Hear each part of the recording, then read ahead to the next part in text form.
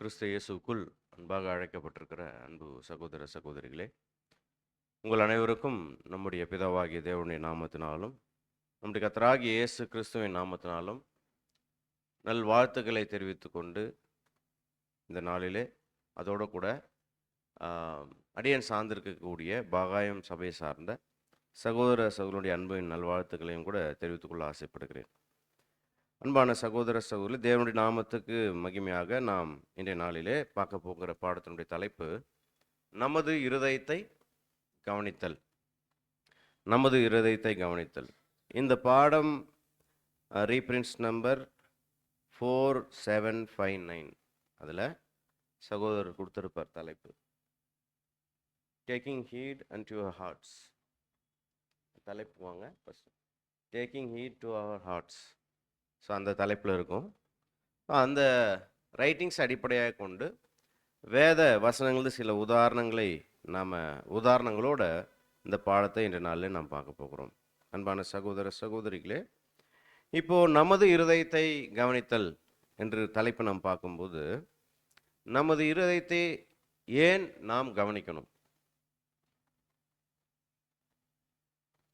இப்போ தேவன் இன்றைய நாளிலே நமக்கு ஒரு விஷயத்தை சொல்ல விரும்புகிறார். நீங்கள் உங்கள் இருதயத்தை என்ன பண்ணுங்க, கவனித்து பாருங்க அப்படின்னு சொல்கிறார். அப்போ நம்ம ஒரு கேள்வியோடு கடந்து போகலாம். நாம் ஏன் நம்முடைய இருதயத்தை கவனித்து பார்க்கணும் அப்படின்னா, வேத வசனத்தில் நாம் வாசிக்கும் போது எரேமியா 17ஆம் அதிகாரம் 9ஆம் வசனம், எல்லாவற்றையும் பார்க்கிலும் இருதயமே தெருக்குள்ளதும் மகா கேடுள்ளதுமாய் இருக்கிறது, அதை அறியத்தக்கவன் யார்? பாருங்க, எல்லாவற்றை பார்க்கிலும் இருதயமே திருக்குள்ளதும் மகா கேடுள்ளதுமாய் இருக்கிறதுனால அதை அறியத்தக்கவன் யாருன்னு ஒரு கேள்வி கேட்குறார். அப்போ அதை அறியத்தக்கவன் யாருன்னு யாரை பார்த்து அந்த கேள்வி கேட்குறாரு? நம்மளை பார்த்து, அவருடைய பிள்ளைகளாகி நம்மளை பார்த்து கேட்குறாரு. இந்த இருதயம் ரொம்ப மோசமானது, அது உங்கள் கூட தான் இருக்குது, ஆனால் அது எப்படி இருக்குதுன்னா திருக்குள்ளதும் மகா கேடுள்ளதுமாக இருக்குது. அப்போ உங்கள் கூடவே இருக்குது, ஆனால் உங்களுக்கு எதிராக செயல்படுது அப்படின்னு சொல்கிறார். அப்படி சொல்லிட்டு என்ன சொல்கிறார்? இதை அறியத்தக்கவன் யார் அப்படின்னு கேள்வி கேட்டதுனால, இப்போ நம்மளை எத்தனை பேர் சொல்ல முடியும் என் இருதயத்தை நான் நன்றாக அறிந்திருக்கேன்னு சொல்ல முடியுமா? அது முடியாதுன்றதுக்காக தான் இன்றைக்கி பாடம் என்னன்னா, நமது இருதயத்தை கவனித்தல். இப்போ அறியத்தக்கவன் யார் அப்படின்னும் போது அது யாருக்கோ சொல்லப்பட்ட வார்த்தைகள் அல்ல, நம்மிடத்தில் கேட்கப்பட்ட கேள்வி. தேவன் நம்மிடத்தில் கேட்குற கேள்வி. அந்த கேள்விக்கான பதிலுக்கு நேராக நம்ம கடந்து செல்லலாம். என்ன பதில் அப்படின்னா, தேவன் சொல்கிறார், உங்கள் இருதயத்தை நீங்கள் கவனித்து பார்த்து அதை முதல்ல என்ன பண்ணுங்க, அறிஞ்சிக்குங்க. அப்போ யாருடைய இருதயத்தை கவனிக்க சொல்லியிருக்கிறாரு? நம்முடைய இருதயத்தை, மற்றவருடைய இருதயத்தை அல்ல, மற்றவருடைய சிந்தனையை அல்ல, மற்றவர்களை தீர்க்கிறது அல்ல, நம்முடைய இருதயத்தை கவனித்து பார்க்கணும். அதை யார் சரியாக அறிந்திருக்கிறாங்க அப்படின்னு சொல்லி ஒரு கேள்வியோடு கடந்து போகிறார். வசனம் கேட்குறாரு இல்லைங்களா? அந்த கேள்வியோடு நம்ம கடந்து போகலாம். இப்போ இந்த இருதயம் என்று சொல்லப்படுற இந்த ஒரு விஷயம் இங்கே எதை அடையாளப்படுத்துது அப்படின்னா, அந்த நிறைய ரீப்ரின்ஸ் நம்பரில் சொல்லியிருப்பார். அது நான் உங்களுக்கு அடுத்த ஸ்லைடில் நீங்கள் பார்த்தா தெரியும். அடுத்த ஸ்லைட் அதில் இந்த இயற்கையான மனது, அந்த நேச்சுரல் மைண்டை பற்றி பேசுகிறார். இருதயம் என்பது நம்முடைய நேச்சுரல் மைண்ட். ஒரு மாம்சீகமான மனுஷன் நாம் இருக்கிறோம் இல்லைங்களா? அந்த மாம்சீகமான மனுஷனாக நாம் யோசிக்கிற அந்த யோசனைகள், சிந்தனை அல்லது மனசு, நம்முடைய இயற்கையான மனசை பற்றி தான் சொல்கிறார். அப்போ இருதயம் என்பது ஏதோ ரத்தமும் சதையும் இருந்த சதையமாக காணப்படுகிற இருதயத்தை பற்றி பேசலை, மாறாக நம்முடைய நேச்சுரல் மைண்ட், இயற்கையான மனசு. அது எப்படிப்பட்டதாக இருக்குது? இயற்கையாகவே இயல்பாகவே நம்முடைய இருதயம் அல்லது சிந்தனைகள் எப்படிப்பட்டதாக இருக்குது என்பதை நீங்கள் ஆராய்ந்து பாருங்க அப்படின்னு சொல்கிறார். அப்போ எரேமியா 17ஆம் அதிகாரம் 9ஆம் வசனம் சொல்லப்பட்டிருக்கு இல்லைங்களா? அந்த வசனத்தில் ஒரு வார்த்தைக்கு சகோதரர் விளக்கம் கொடுக்குறார். என்னன்னா, திருக்குள்ளது என்பதற்கு திருவிவிலியத்தில் வஞ்சகமானது அப்படின்னு சொல்கிறார். ஏன் வஞ்சகமானது அப்படின்னா, வஞ்சகம் என்பது என்ன?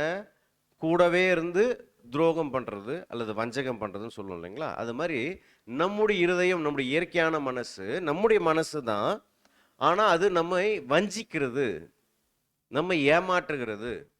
ஆனால் தான் அதை அறிந்து கொள்ளுங்கள் அப்படின்னு சொல்லி தேவன் சொல்கிறார்.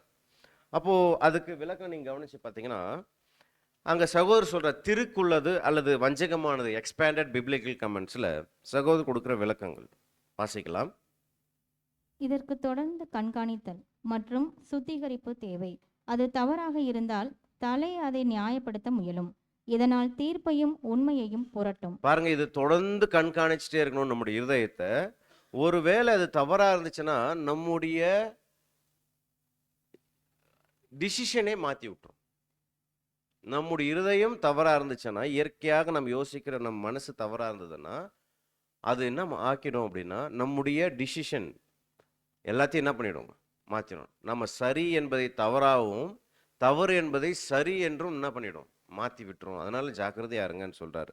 சில நேரங்களில் புதிய சிருஷ்டி, புதிய சித்தம், புதிய இருதயத்தை தவறாக சில வழிநடத்துகிறது. நேரங்களில் நம்முடைய இயற்கையான மனசை என்ன பண்ணும்னா, புதிய சிருஷ்டியை தவறா வழிநடத்தும். புதிய சிருஷ்டியை, புதிய சித்தம், புதிய இருதயம், இதை தவறா வழிநடத்துக்கு வாய்ப்பு இருக்கு. ஏன்னா இதுதான் பவுலப்போஸ்தலன் சொல்றாங்களா, மிகப்பெரிய ஒரு போராட்டம் இருக்கு. மாம்சத்துக்கும் ஆவிக்கும் விரோதமாக ஒரு போராட்டம் இருக்கு. சில நேரங்களில் நம்முடைய இயற்கையான மனசு நம்மளை கன்வின்ஸ் பண்ணி ஆவிக்குரிய விஷயங்களில ஒரு புது சிருஷ்டியாக செயல்பட விடாத அளவுக்கு நம் இருதயத்தை என்ன பண்ணிடும்னா சுருக்கிடும், திசை திருப்பிடும். அதனால ஜாக்கிரதையா இருங்கன்னு சொல்றதை பார்க்குறோம். அடுத்தது, கர்த்தரை பின்பற்றுபவர்கள் தினமும் மணி நேரமும் தங்கள் எண்ணங்கள், வார்த்தைகள், செயல்கள் மற்றும் நோக்கங்களை கண்காணிக்க வேண்டும். கர்த்தரை பின்பற்றுகிறவர்கள் என்ன பண்ணுமா, தினமும் செய்கிறோமா, மணி நேரமும், ஒவ்வொரு மணி நேரமும் தங்கள் எண்ணங்கள், வார்த்தைகள், செயல்கள் மற்றும் நோக்கங்களை கண்காணிக்க வேண்டும். அப்போ நம்ம தொடர்ந்து என்ன செய்யணும்னா, நம்முடைய எண்ணங்கள், வார்த்தைகள் எப்படிப்பட்டதா, செயல்கள் எப்படிப்பட்டதா இருக்கு. அப்போ எண்ணத்திலிருந்து வருவதுதான் வார்த்தைகள்.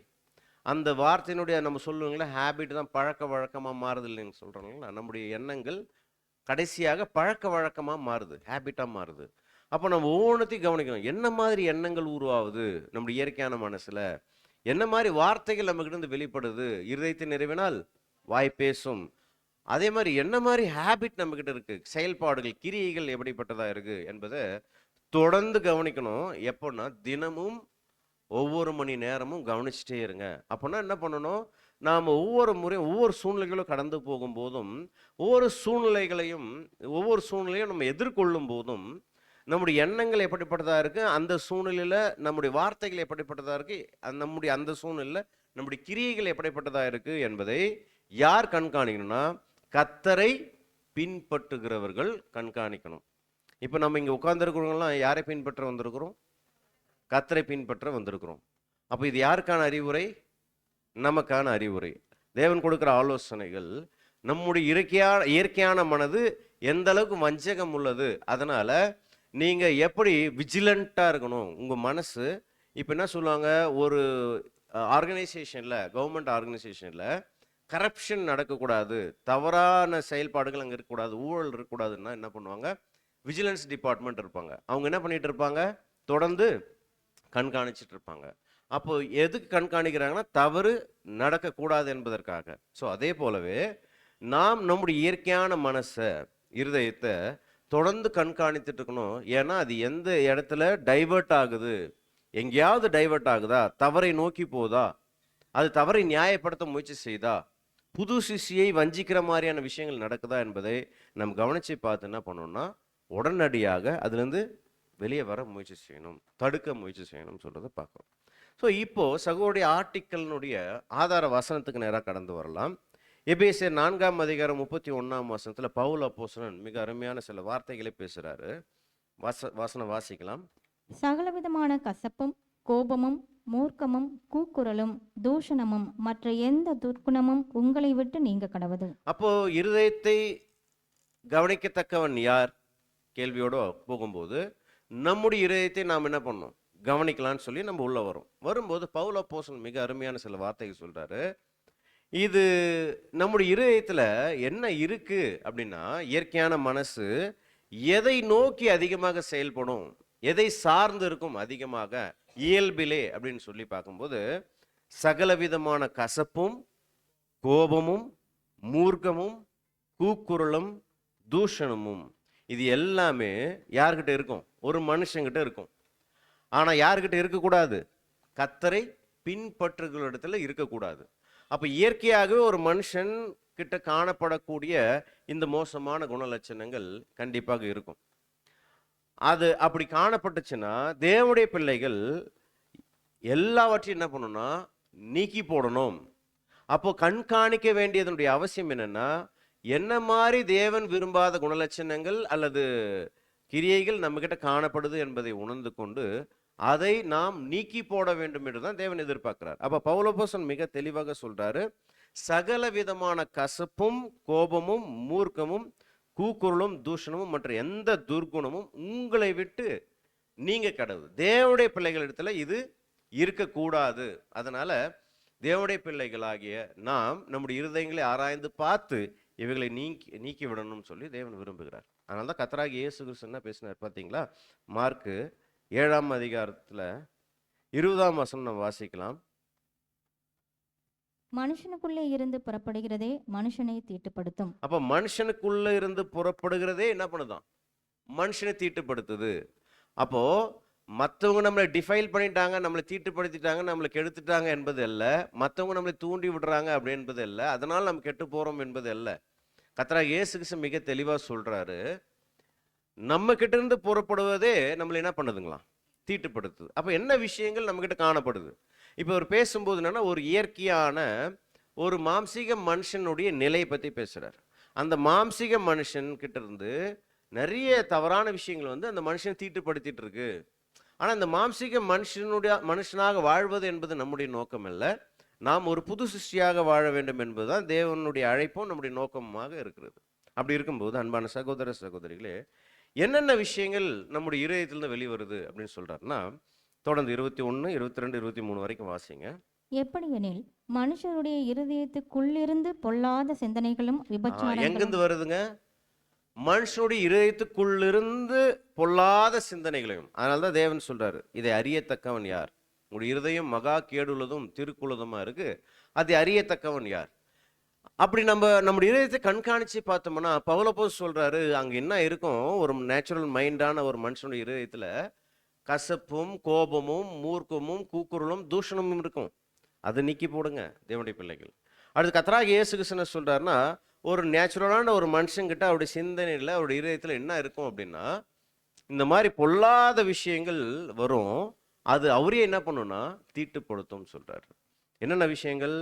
பொல்லாத சிந்தனைகளும் விபச்சாரங்களும் ம், வேசித்தனங்களும் கொலை பாதகங்களும் களவுகளும் பொருளாசைகளும் துஷ்டத்தனங்களும் கபடும் காம விகாரமும் வன்கண்ணும் தூஷணமும் பெருமையும் மதிக்கேடும் புறப்பட்டு வரும். அப்ப கர்த்தராகிய இயேசு கிறிஸ்து இன்னைக்கு எல்லா மனுஷர்கிட்ட காணப்படுகிற எல்லா மோசமான குணலட்சணங்களையும் இங்க லிஸ்ட் பண்ணியிருக்கிறார். ஆல்மோஸ்ட் எல்லாத்தையும் கவர் பண்ணிட்டு சொல்றாரு. 23ஆம் வசனம் வாசிக்கலாம். பொல்லாங்கானவைகளாகிய இவைகளெல்லாம் பொல்லாங்கானவைகளாகிய இவைகள் எல்லாம் உள்ளத்திலிருந்து புறப்பட்டு மனுஷனை. எங்கிருந்து வருதுங்க?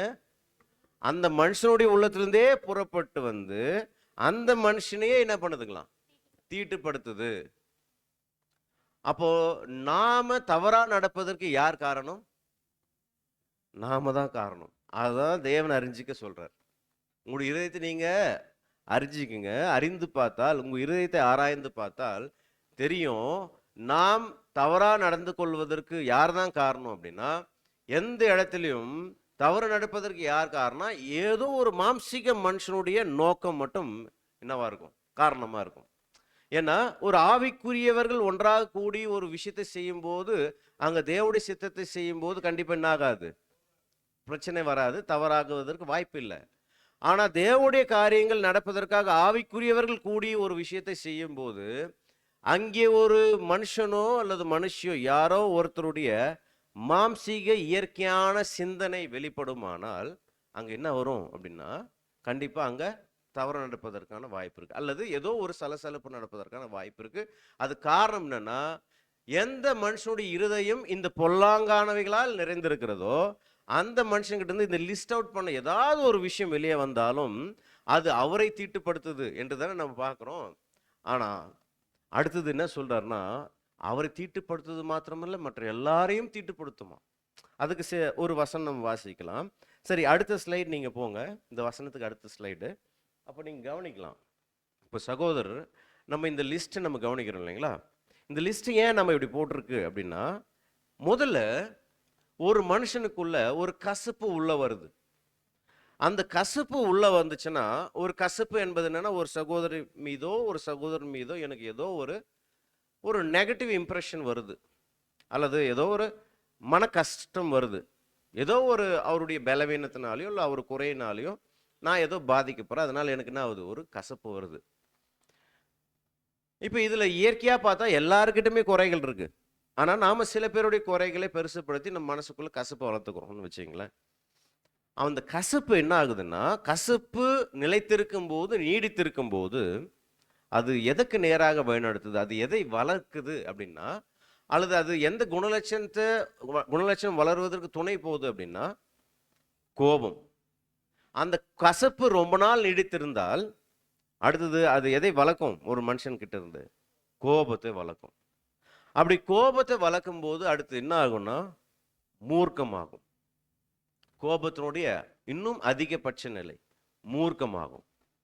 அந்த மூர்க்கம் என்ன ஆகும்னா, கூக்குரல், கிளாமர் அப்படின்னு ஆங்கிலத்தில் இருக்கும். என்னன்னா, அப்படியே சத்தம் போட்டு கூச்சலிட்டு பேசுறது.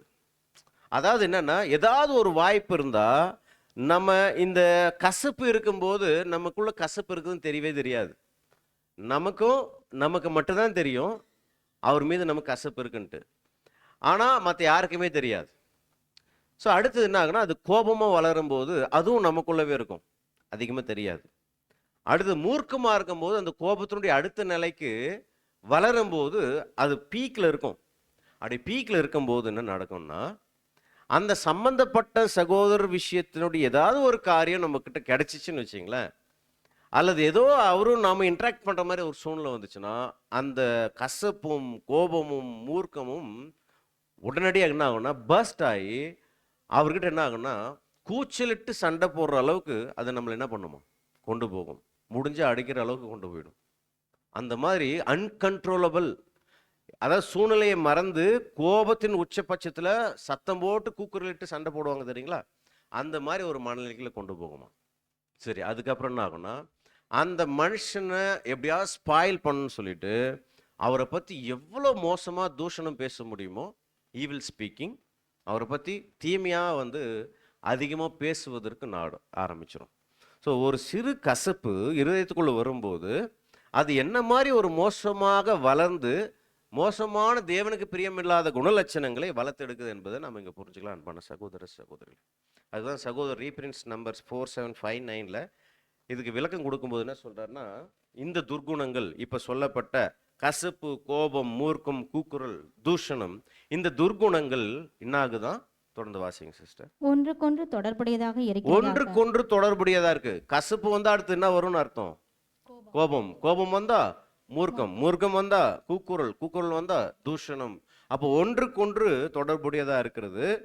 பொதுவாக இது ஒன்றையொன்று பிறப்பிக்கிறது என்று அனுமானிக்கப்படுகிறது. என்ன என்ன யோசிக்க எது என்ன அனுமானிக்கப்படுகிறதுனா, என்ன அனுமானம்னா, இது ஒன்றை ஒன்று பிறப்பிக்கிறதோ என்பதுதான் அனுமானம்.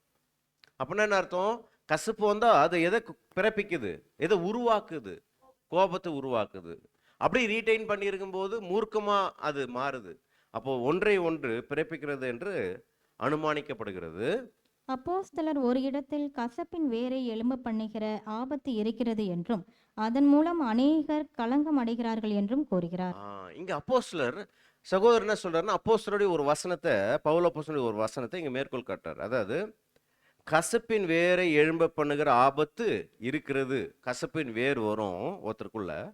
அந்த ஆபத்து வந்துச்சுன்னா அது என்ன பண்ணும்னா, அதன் மூலம் அவர் அந்த கசப்பின் வேர் மூலமாக அவர் கலங்கம் பட்டது மாத்திரமில்லாமல் அது எல்லாரையும் என்ன பண்ணும்னா தீட்டுப்படுத்தும் அப்படின்னு சொல்லியிருக்கிறார். எங்க சொல்லியிருக்கிறாரு? எபிரேயர் 12ஆம் அதிகாரம் 15ஆம் வசனம். அடுத்த ஸ்லைடு.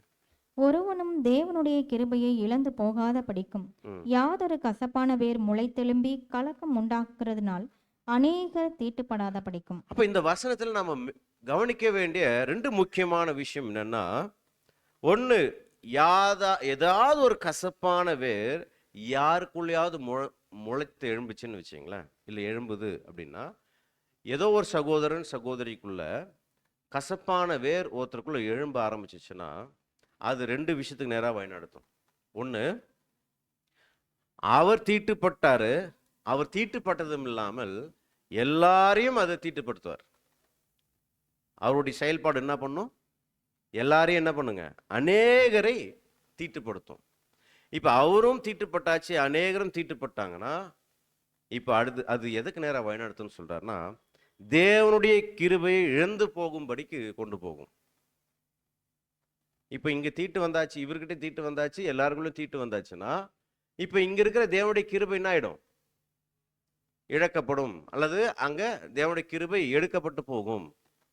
அப்போ டேஞ்சர் என்னன்னா, யாராவது ஒருவர் மாம்சீக கோணத்துல ஒரு இயற்கையான மனுஷன், மாம்சீகமான மனுஷன் செயல்படுற மாதிரி தேவனுடைய சபையில அல்லது புது சிருஷ்டியின் மத்தியில் இருந்தா, அது அவரை தீட்டுப்படுத்துவது மாத்திரமில்லாமல் எல்லாரையும் தீட்டுப்படுத்தும். ஏன்னா எல்லாருக்குள்ளும் அந்த பழைய மனுஷன் என்ன பண்ணியிருக்கிறாரு?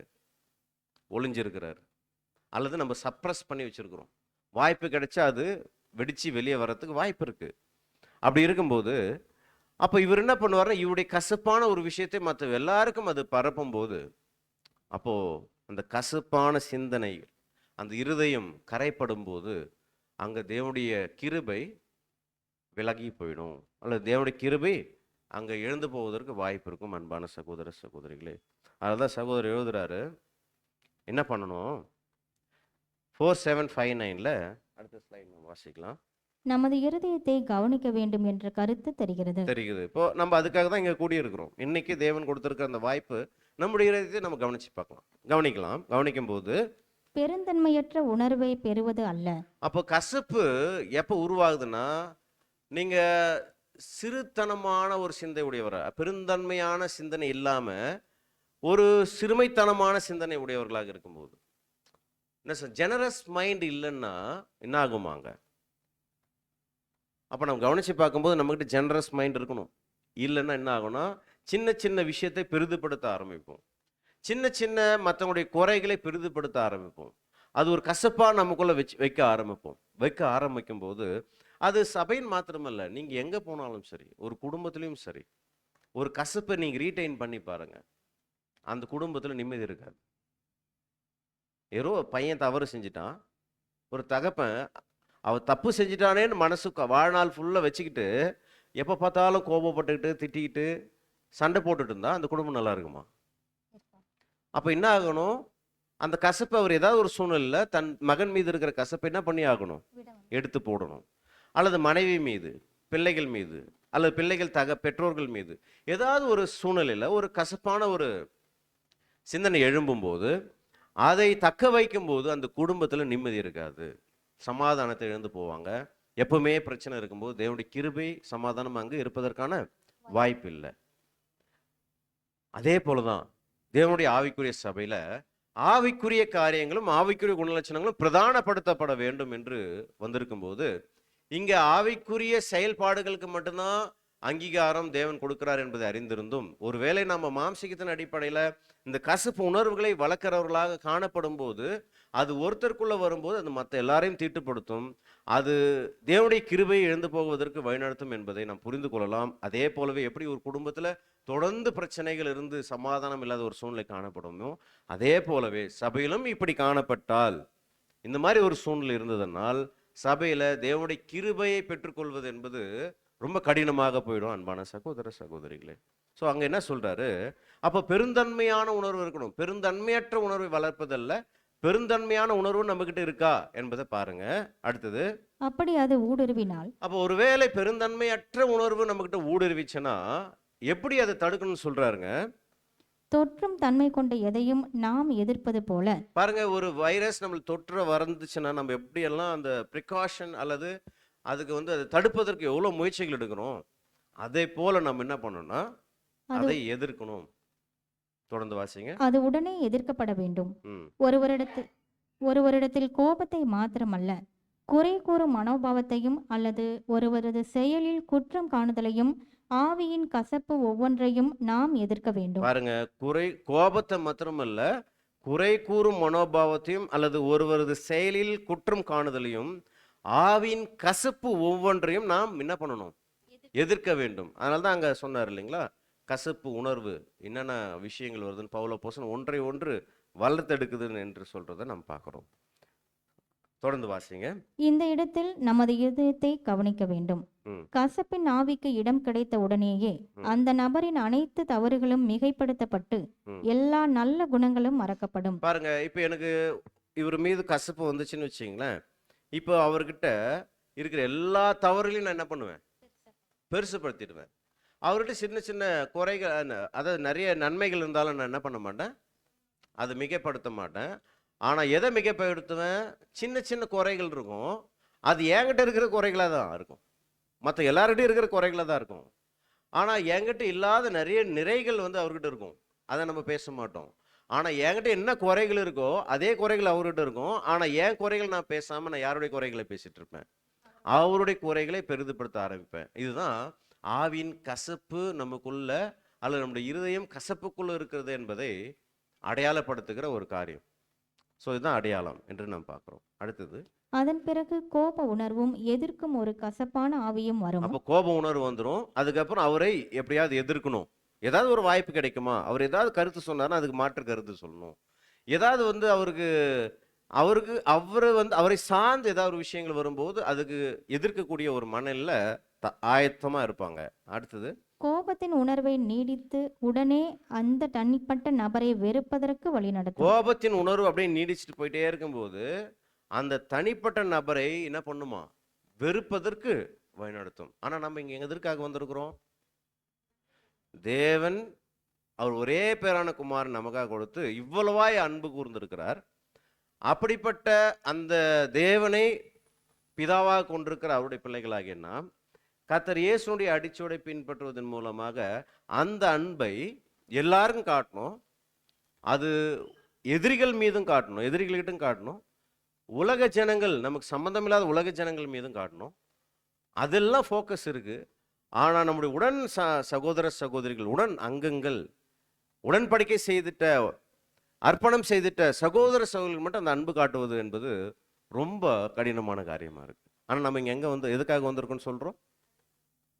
அன்பு காட்டுவதற்காக வந்திருக்கோம்னு சொல்கிறோம். ஆனால் இந்த கசப்புணர்வு வந்துச்சுன்னா அன்பு காட்டுவதற்கு பதிலாக வெறுப்பதற்கு நம்ம என்ன பண்ணுங்க? வழிநடத்திட்டு போகும். அப்போ வந்த நோக்கம் என்ன ஆயிடுதுங்க? ஃபெயிலியர் ஆகுது. நாம் வந்தது அன்பு காட்டுவதற்கு, தேவனை போலவும் கர்த்தர் இயேசுவை போலவும் அன்பு காட்டுவதற்கு நம்ம வந்திருக்கிறோம். எதிரிகளையும் அன்பு காட்டுங்கன்னு கர்த்தர் இயேசு சொல்லியிருக்கும், தேவன் சொல்லியிருக்கும்போது, கர்த்தர் இயேசு சொல்லியிருக்கும்போது, நாம் நம்ம யாருக்காக உயிரை கொடுக்கணும்னு சொல்கிறோமோ அவர்களை வெறுப்பதற்கு நேராக வழிநடத்துது. அப்படின்னா அப்போ பகைக்கிறதுக்கு நேராக வழிநடத்துதுன்னா அப்போ அவர்களை நாம் வந்து உயிர் கொடுப்பதற்கு பதிலாக அவங்க உயிர் எடுக்கிற நிலைமைக்கு நம்ம கடந்து போகிறோம் இல்லைங்களா? பகைத்தல் என்ன சொல்கிறாருங்க? ஒரு சகோதரனை பகைச்சா என்ன சொல்லிட்டாரு கர்த்தர் இயேசு? கொலைக்கு சமம்னு சொல்கிறாரு. அப்போ வெறுப்பதற்கு வழிநடத்துது அப்படின்னும் போது அப்போ சகோதர சகோதரர்களுக்காக உயிரையே கொடுக்கணும் என்று வேதாகமம் சொல்லியிருக்கும் போது இந்த மாதிரி ஒரு உணர்வு நமக்குள்ள வர ஆரம்பிச்சதுன்னா நாம் அன்பு காட்டுவதற்கு பதிலாக வெறுப்பதற்கு நேராக வழிநடத்தும் போது அது தேவனுடைய பார்வையில் ஒரு மிக மோசமான ஒரு காரியமாக தேவன் பார்க்கிறார். அன்பான சகோதர சகோதரிகளை தொடர்ந்து வாசிக்கலாம். சரி, அது தொடர்ந்து அதனுடைய தொடர்ச்சி என்ன நடக்குது பாருங்க. அந்த நபர் கோபத்தை மட்டும் உணராமல் வெறுப்பதற்கான உணர்வையும் இப்ப வளர்க்கும். வெறுப்பு உணர்வு வந்தாச்சு, கோபத்திலிருந்து வெறுப்பு உணர்வு வந்தாச்சு. இப்ப அவருடைய செயல்பாடுகள் எப்படி இருக்கும்? தொடர்ந்து வாசிங்க. ஒரு கசப்பு உணர்வை வளர்க்கும். அது அதிக தீங்கு விளைவிக்க கூடியதாக அபிவிருத்தி அடையும். அது வளருமே தவிர என்ன ஆகாது? குறையாது. அவரா என்ன பண்ணணும்? அது தன்னுடைய இருதய நிலையை உணர்ந்து அதை ஸ்டாப் பண்ணி அதுலேருந்து வெளியேற்று, அது தீவிரமாய் எதிர்க்கணும், தவிர்க்கணும். அவரை அதை செய்யாம அப்படியே விட்டாச்சுன்னா ஒரு களை வளர்வது போல அது என்ன ஆயிட்டு இருக்கும்? வளர்ந்துட்டே வரும்.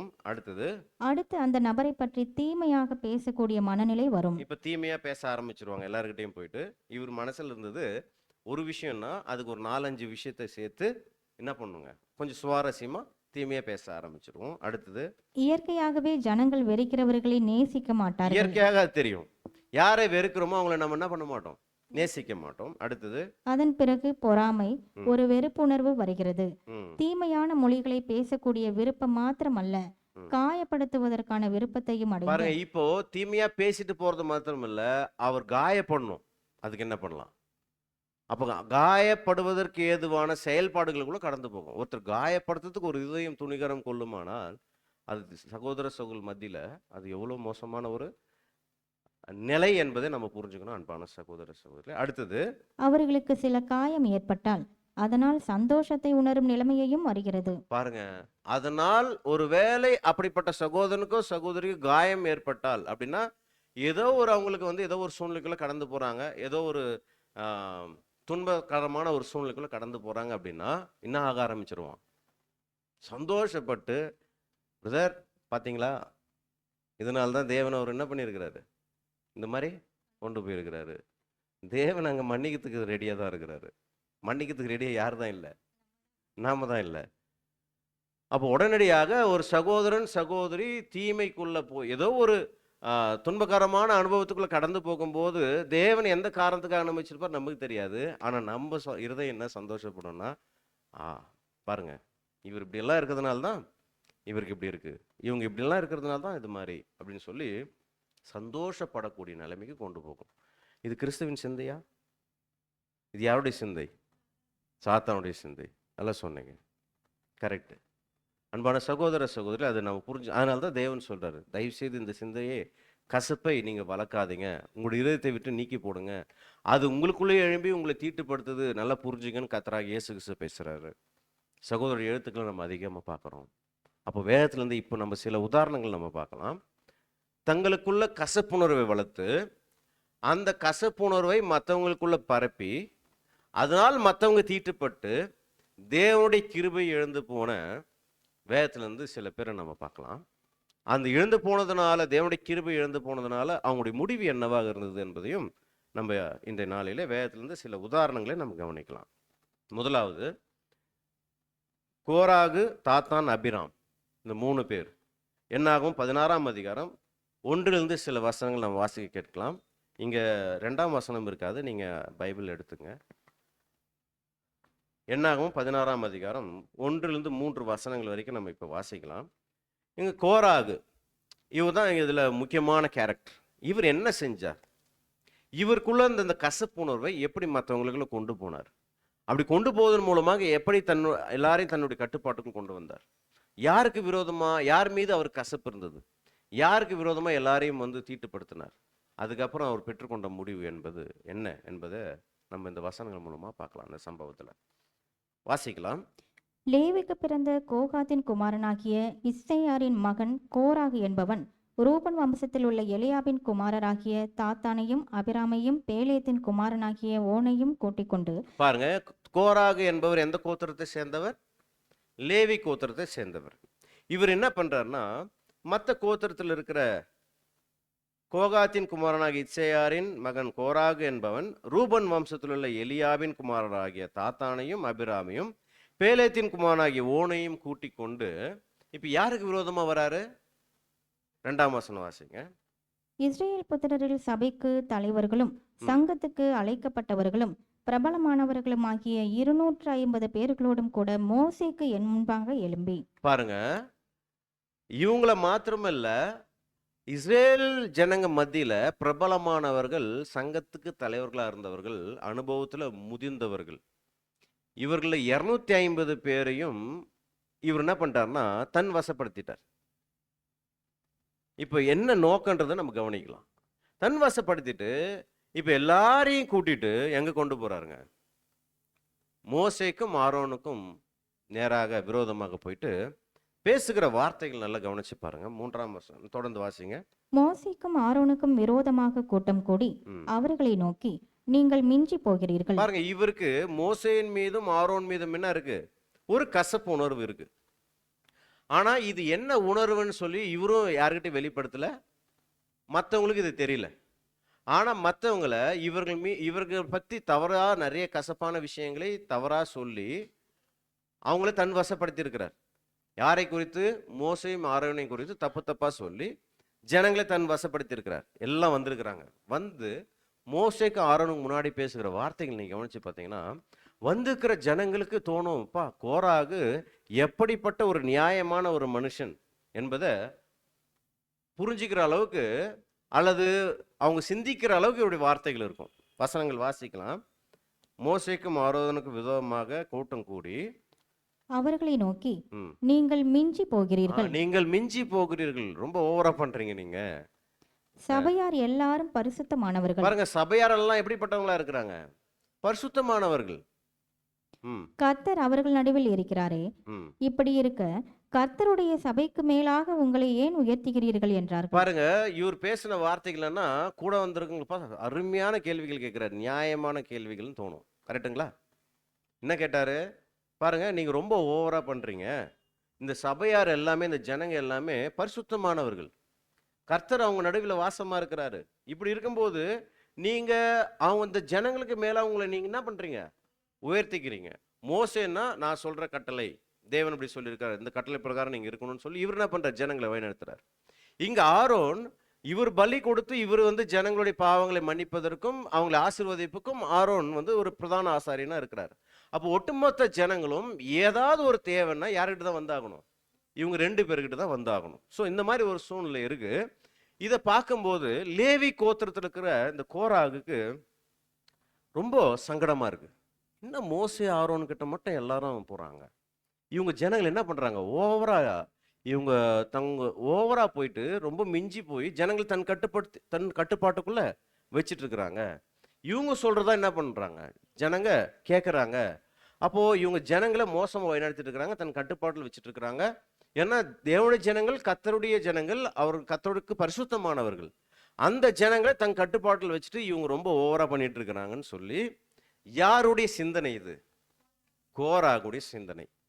இவர் மனசுக்குள்ள மோசே மீதும் ஆரோன் மீதும் ஒரு கசப்புணர்வு இருக்கு. இது என்ன உணர்வு என்பதை மோசேவே அங்க வெளிப்படுத்துறார். இப்படி பேசும்போது இந்த 250 பேர் என்ன நினைச்சிருப்பாங்க? ஆமா ஆமா, கோரா கேட்கறது கரெக்டு தாங்க, இப்படிதான் பண்ணிட்டு இருக்கிறாங்க மோசேவும் ஆரோனும். இப்படி பண்ணலாமா? சபையில ஜனங்க மத்தியில் இப்படி பண்ணலாமா? இவர் சொல்றதான் கேட்கணுமா? இவர் சொல்றதான் கேட்குறாங்க. இப்படி எல்லாம் ஒரு சிந்தனை அவருக்கு அவர் என்ன பண்றாருன்னா எல்லாரையும் தூண்டி விடுறார். தூண்டி விட்ட உடனே இவருடைய கசப்பு இப்ப எல்லாருக்குள்ளேயும் வச்சிட்டார். இப்ப எல்லாரும் வராங்க. ஒரு நியாயமான கேள்வி கேட்டுருக்காரு, எல்லாம் தோணுது. யாருடைய பார்வையில் நியாயமான கேள்விகள்? இப்ப நம்ம படிக்கும் போது என்ன தோணுதுன்னா, ஆமாங்க, ரொம்ப நியாயமான கேள்வியா இருக்கு அப்படின்னு சொல்லி பொதுவா புரிஞ்சுப்பாங்க இல்லைங்களா? அப்ப கூட வந்தவர்கள் கூட அந்த வார்த்தைகளை கவனிக்கும் போது ரொம்ப நியாயமான கேள்விகளை கேட்டிருக்கிறாரு அப்படின்னு தோணும். ஆனா இது தேவனுடைய பார்வை அல்ல. இது யாருடைய பார்வை? அந்த கோராகருடைய பார்வை. தேவனுடைய பார்வை என்ன? இந்த மோசேயும் ஆரோனும் தேவனால் விசேஷமாக ஜனங்களை வழிநடத்துவதற்கு நியமிக்கப்பட்டவர்கள். இது தேவனுடைய ஏற்பாடு. ஆனா கோராகு என்ன பண்ணலன்னா, இது தேவனுடைய ஏற்பாடா பார்க்கல, இது மோசேயும் ஆரோனுடைய அவர் சுயநலமான செயல்பாடா அவர் பார்க்கிறார்.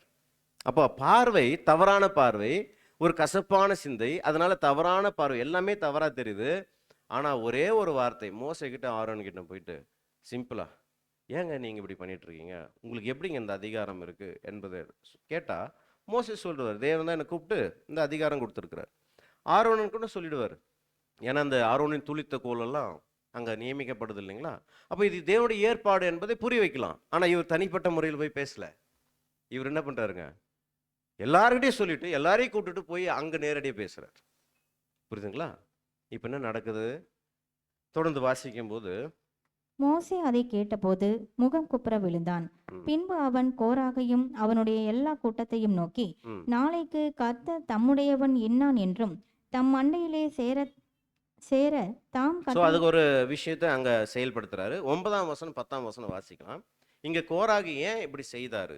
வசனம் வாசிக்கலாம். 9. கர்த்தருடைய வாசஸ்தலத்தின் பணிவிடைகளை செய்யவும் சபையாரின் முன்னின்று அவர்கள் செய்ய வேண்டிய வேலைகளை செய்யவும் ம். உங்களை தம் மண்டையிலே சேர பண்ணும்படி இஸ்ரேலின் தேவன் இஸ்ரேல் சபையாரிலிருந்து உங்களை பிரித்தெடுத்ததும். அப்ப யாருகிட்ட பேசுறாரு? மோசே கோராகிட்ட சொல்றாரு, கர்த்தருடைய வாசஸ்தலத்தின் பணிவிடைகளை செய்யவும் சபையாரின் முன்னின்று அவர்கள் செய்ய வேண்டிய வேலைகளை செய்யவும் உங்களை தம் மண்டையிலே சேர பண்ணும்படி இஸ்ரேலின் தேவன் இஸ்ரேல் சபையாரத்திலிருந்து உங்களை பிரித்து எடுத்திருக்கிறார்.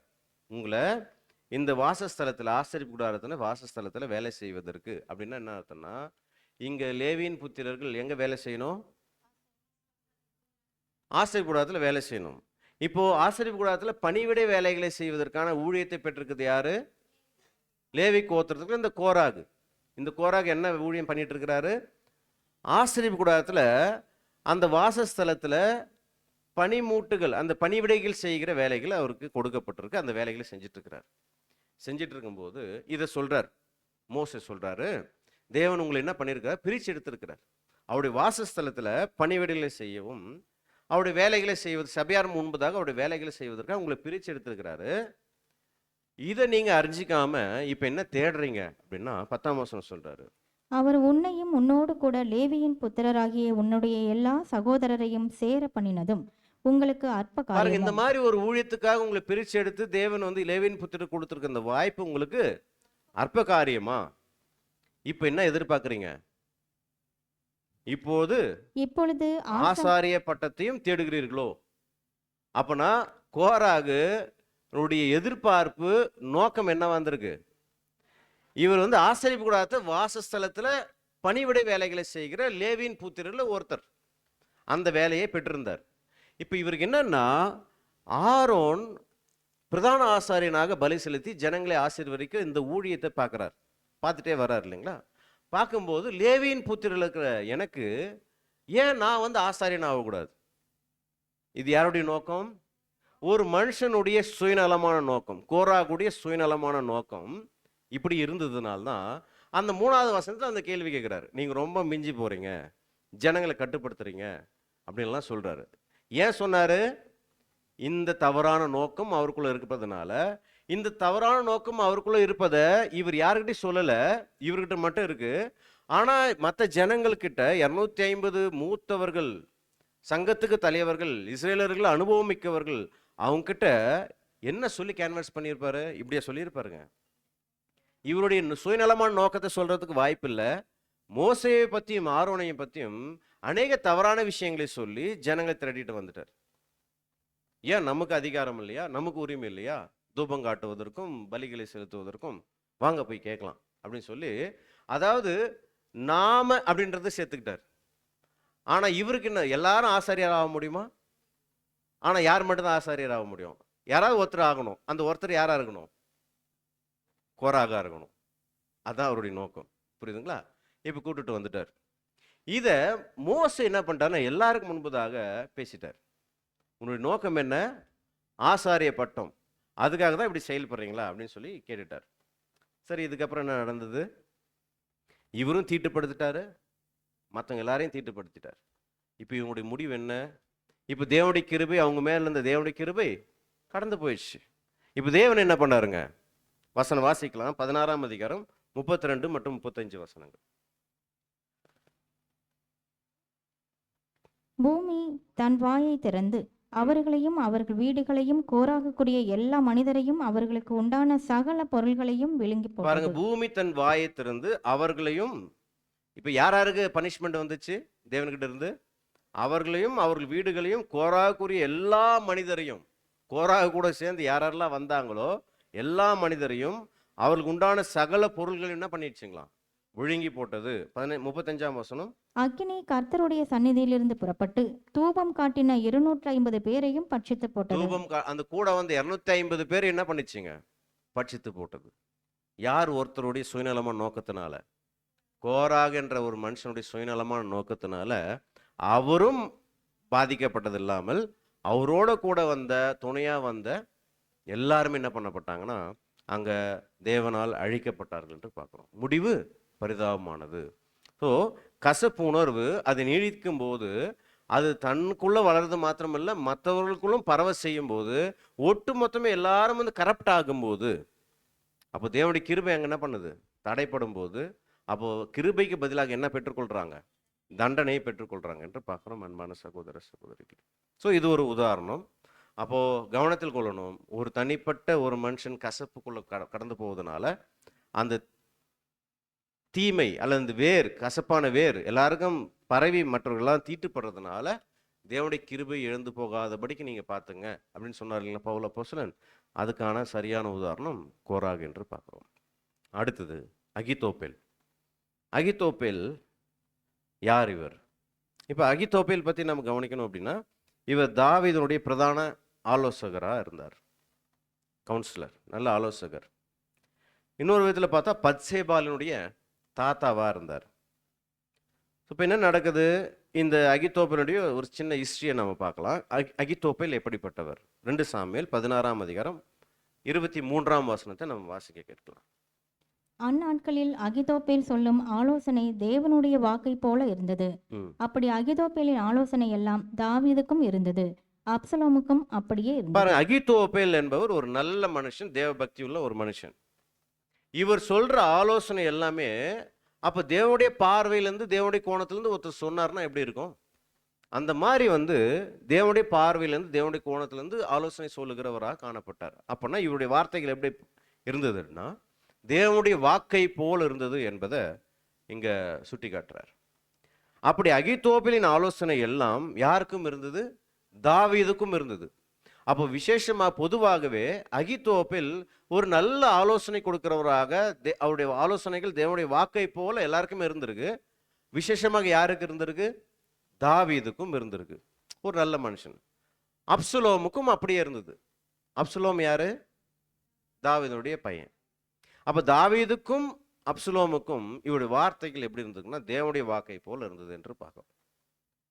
அப்ப யார் இவர் அப்படின்னு பார்க்கும்போது இவருடைய ஹிஸ்டரி நம்ம பார்க்கலாம். 2 சாமுவேல் 23ஆம் அதிகாரம் 34ஆம் வசனம். மாகாத்தியனின் குமாரனாகிய அகஸ்பாயின் மகன் எலிபலேத் கீலோனியனாகிய அகிதோப்பேலின் குமாரன் எலியாம் என்பவன். அப்போ அகித்தோப்பேலின் குமாரன் யாருன்னா எலியாம்.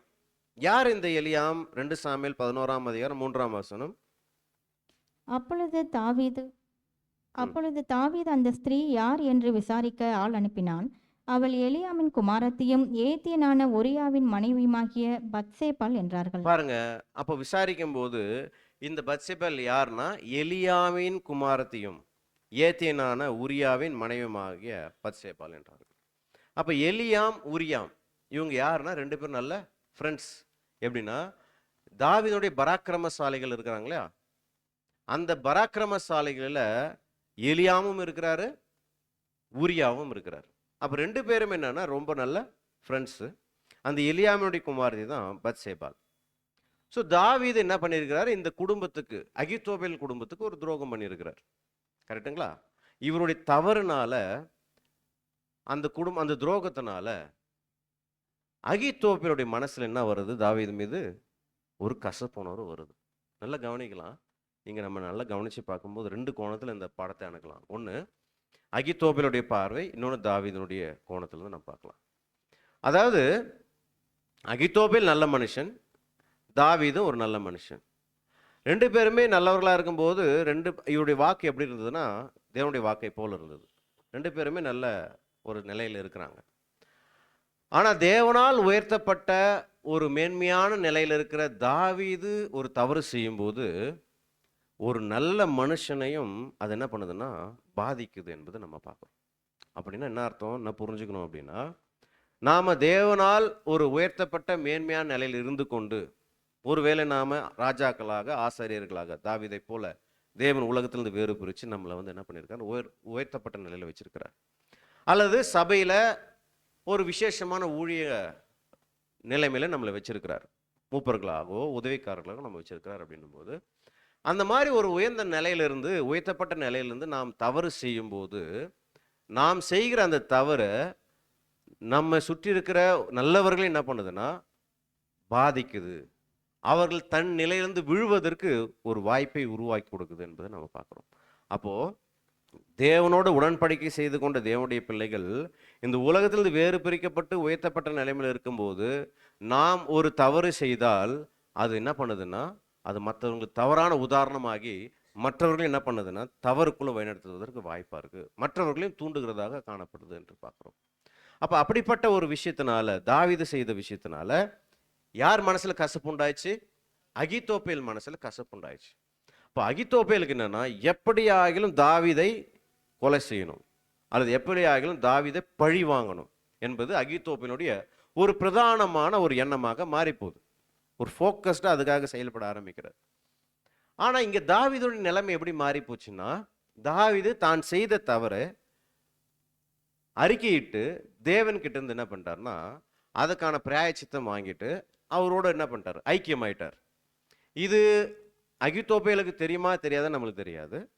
ஆனால் வேதத்தில் அதுக்கான அந்த ரெஃபரன்சஸ் ரிலேஷன் எதுவுமே நம்ம அது இன்னும் டீட்டெயிலாக பார்க்கல. ஆனால் இவருக்கும் தேவனுக்குமான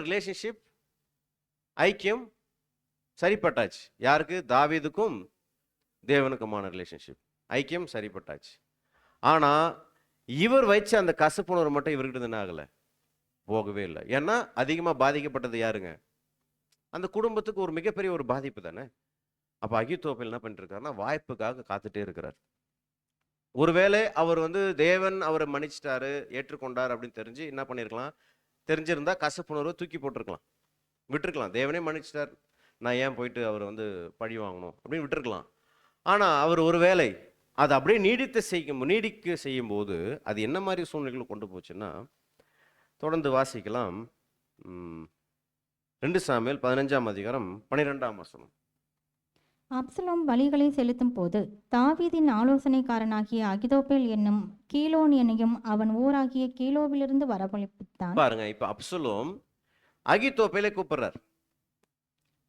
கூப்பிட்ட உடனே இப்போ அகித்தோப்பேல் தாவீது கிட்ட இருந்து இப்ப யார்கிட்ட போயிடுறாருங்க? அப்சலோம் கிட்ட போயிடுறாரு.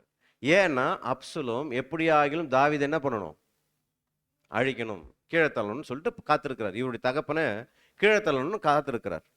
அப்படி காத்திருக்கும் போது இப்ப அகித்தோப்பேலுக்கு ஒரே சேனல் தான் இருக்கு தாவீதை பழி வாங்குவதற்கு. என்னன்னா ஒரு பவர்ஃபுல் சேனல் எது?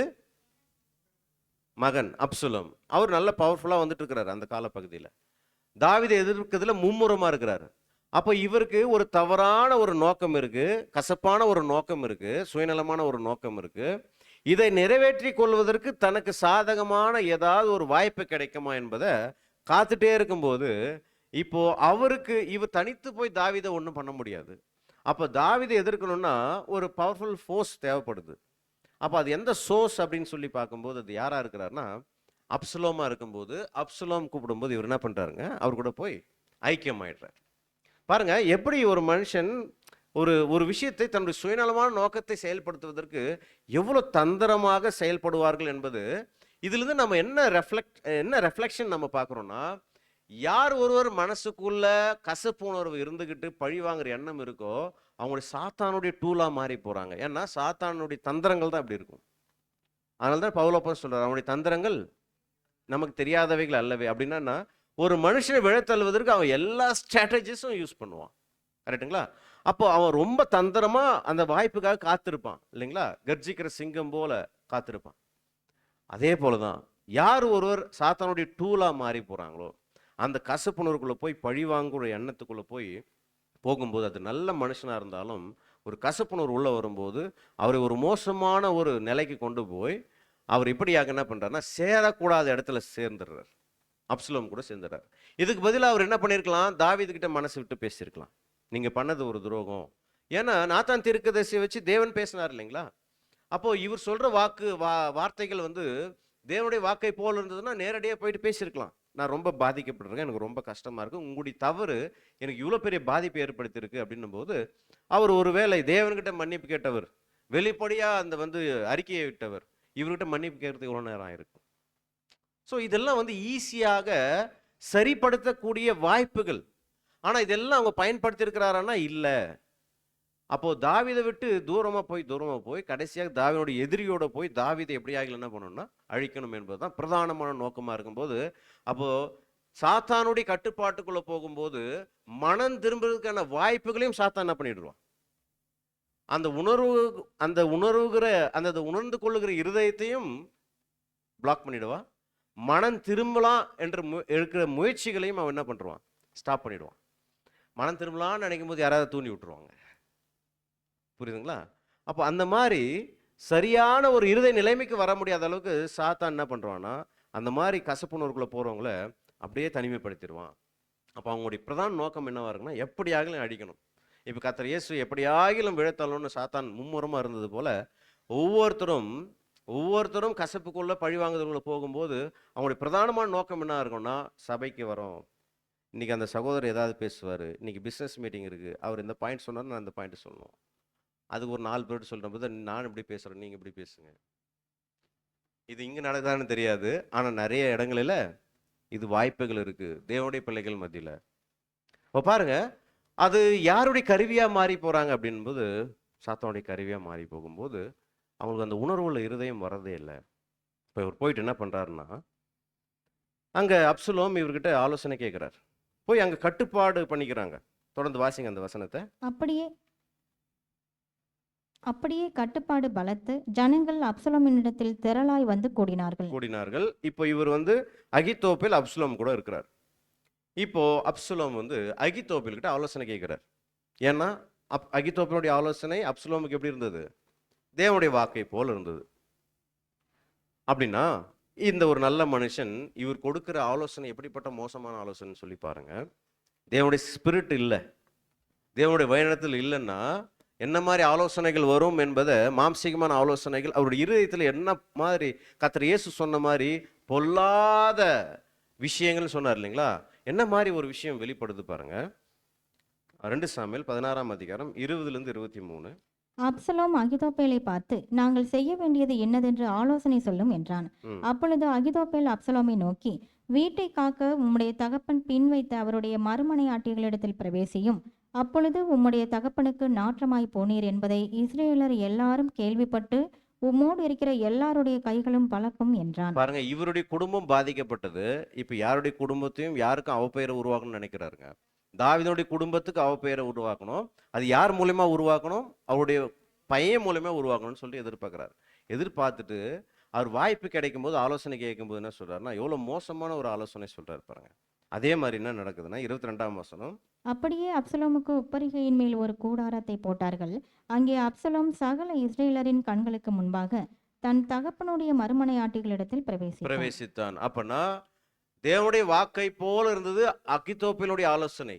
அப்படி இருந்தவர் எந்த மாதிரி ஒரு கீழ்த்தரமான ஆலோசனை கொடுக்கிற அளவுக்கு அவருடைய சிந்தை மழுங்கடிக்கப்பட்டது. அப்பனா தேவனை விட்டு விலகி தூரமா போகும்போது ஒரு நல்ல ஆரோக்கியமான ஆவிக்குரிய சிந்தையில் இருக்கிறவர்கள் கூட என்ன ஆகுவாங்க அப்படின்னா, சாத்தானுடைய கட்டுப்பாட்டுக்குள்ள போகும்போது அவருடைய ஆலோசனையும் அவருடைய வார்த்தைகளையும் சிந்தனைகளும் சீர்கெட்டு போயிருப்பதனால இருதயத்தின் நிறைவினால் வாய் பேசும்.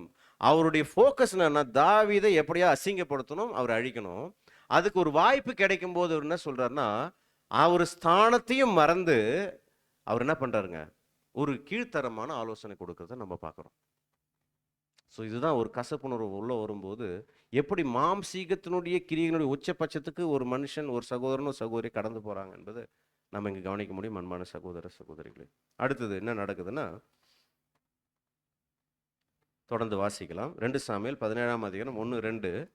இப்போ அகித்தோப்பேல் என்ன பண்றாருன்னா, அப்சலோம் அகித்தோப்பேல் கிட்ட ஆலோசனை கேட்கிறார். அடுத்த ஆலோசனை கேட்கிறாருன்னா, எப்படி ஆகிலும் தாவீதை நம்ம என்ன பண்ணணும், அவரை சுற்றி வளைச்சு அவரை சிறைப்பிடிக்கணுமோ இல்லை அழிக்கணுமோ, தாவீதை விழத்தள்ளணும். இதுக்கு நம்ம ஸ்ட்ராட்டஜி போடுறாங்க, பிளான் பண்றாங்க. பண்ணும்போது இதுக்கு யாரை ஆலோசனையை கூப்பிடுறாரு? அகித்தோப்பேல் கிட்ட ஆலோசனையை கேட்பதற்காக அகித்தோப்பேல் கூப்பிடுறாரு. கூப்பிடும்போது அங்க அகித்தோப்பேல் ஒரு ஆலோசனை சொல்றாரு. என்ன ஆலோசனை? பின்பு அகிதோப்பேல் அப்சலோமை நோக்கி, நான் 12,000 பேரை தெரிந்து கொண்டு எழுந்து இன்று ராத்திரி தாவீதை பின்தொடர்ந்து போகட்டும். அவன் விடாய்த்தவனும் கை தளர்ந்தவனுமாய் இருக்கையில் நான் அவனிடத்தில் போய் அவனை திடுக்கிட பண்ணுவேன்.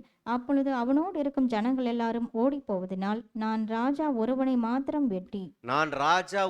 மாத்திரம் வெட்டி என்ன மாதிரி போயிடுச்சு பார்த்தீங்களா?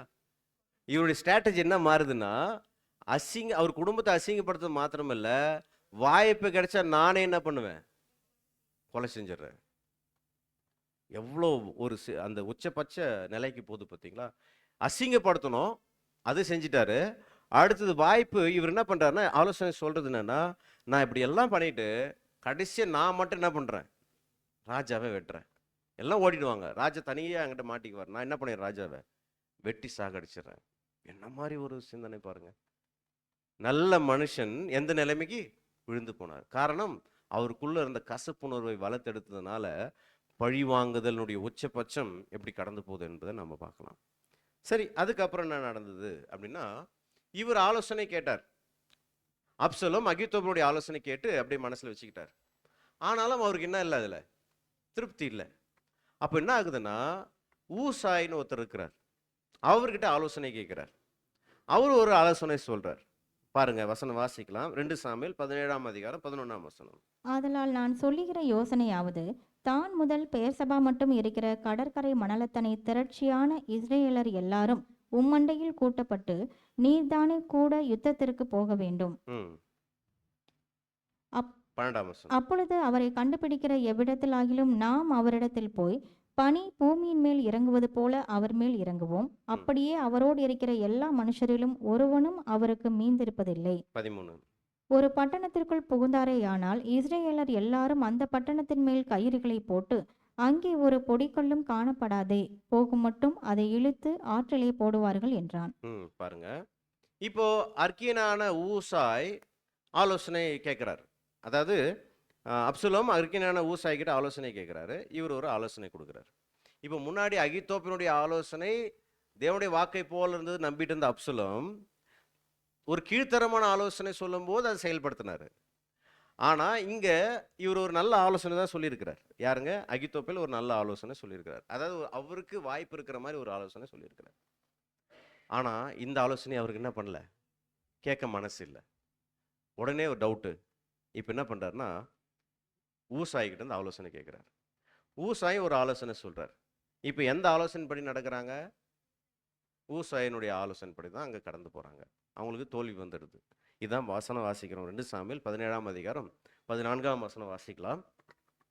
அப்பொழுது அப்சலோம் இஸ்ரவேலர் மனுஷர் அனைவரும் அகித்தோப்பேலின் ஆலோசனையை பார்க்கிலும் அர்க்கியனாகிய ஊசாயின் ஆலோசனை நல்லது என்றார். பாருங்க, எல்லாரும் யாருடைய ஆலோசனை நல்லதுன்னு சொல்லிட்டாங்க? ஊசாயினுடைய ஆலோசனை நல்லா இருக்குன்னு சொல்லிட்டாங்க. இப்போ அகித்தோப்பேலுக்கு எப்படி இருந்திருக்கும்? மிகப்பெரிய அவமானமாக இருந்திருக்கும். கரெக்டுங்களா? ஏன்னா அந்த உயர்ந்த ஸ்தானத்தில் இருந்தவர் இப்போ எவ்வளோ கீழ்த்தரமாக போயிட்டாரு. இப்போ அவரால் என்ன பண்ணிக்க முடியாதுங்க, சகிச்சிக்க முடியாது. ஏன்னா அவர் கொடுத்த ஆலோசனையில் அவருக்கு ஒரு வாய்ப்பு இருக்கு. அந்த பழி வாங்குற ஒரு வாய்ப்பு இப்போ என்ன ஆயிடுதுங்க, கடந்து போயிடுது. இவருடைய ஆலோசனை கேட்கவும் இல்லை, இவருக்கு அந்த வாய்ப்பும் கடந்து போயிடுது. இப்போ ஊசாயினுடைய ஆலோசனை அங்கே பிரதானப்படுத்த போடும்போது என்ன நடக்குது பார்க்கலாம். தொடர்ந்து வாசிங்க. இப்படி கர்த்தர் அப்சலோமின் மேல் பொல்லாப்பை வரப்பண்ணும் பொருட்டு அகித்தோப்பேலின் நல்ல ஆலோசனையை அபத்தமாக்குகிறதற்கு கர்த்தர் கட்டளையிட்டார். பாருங்க, இது யாருடைய வேலை? அப்சலோமுக்கு மேல தீமை வரணும், பொல்லாப்பு வரணும். அப்போ அகித்தோப்பேல் சொன்ன ஆலோசனையின் அடிப்படையில் அப்சலோம் செஞ்சிருந்தாருன்னா அந்த மாதிரி தான் போயிருக்கும் சூழ்நிலை.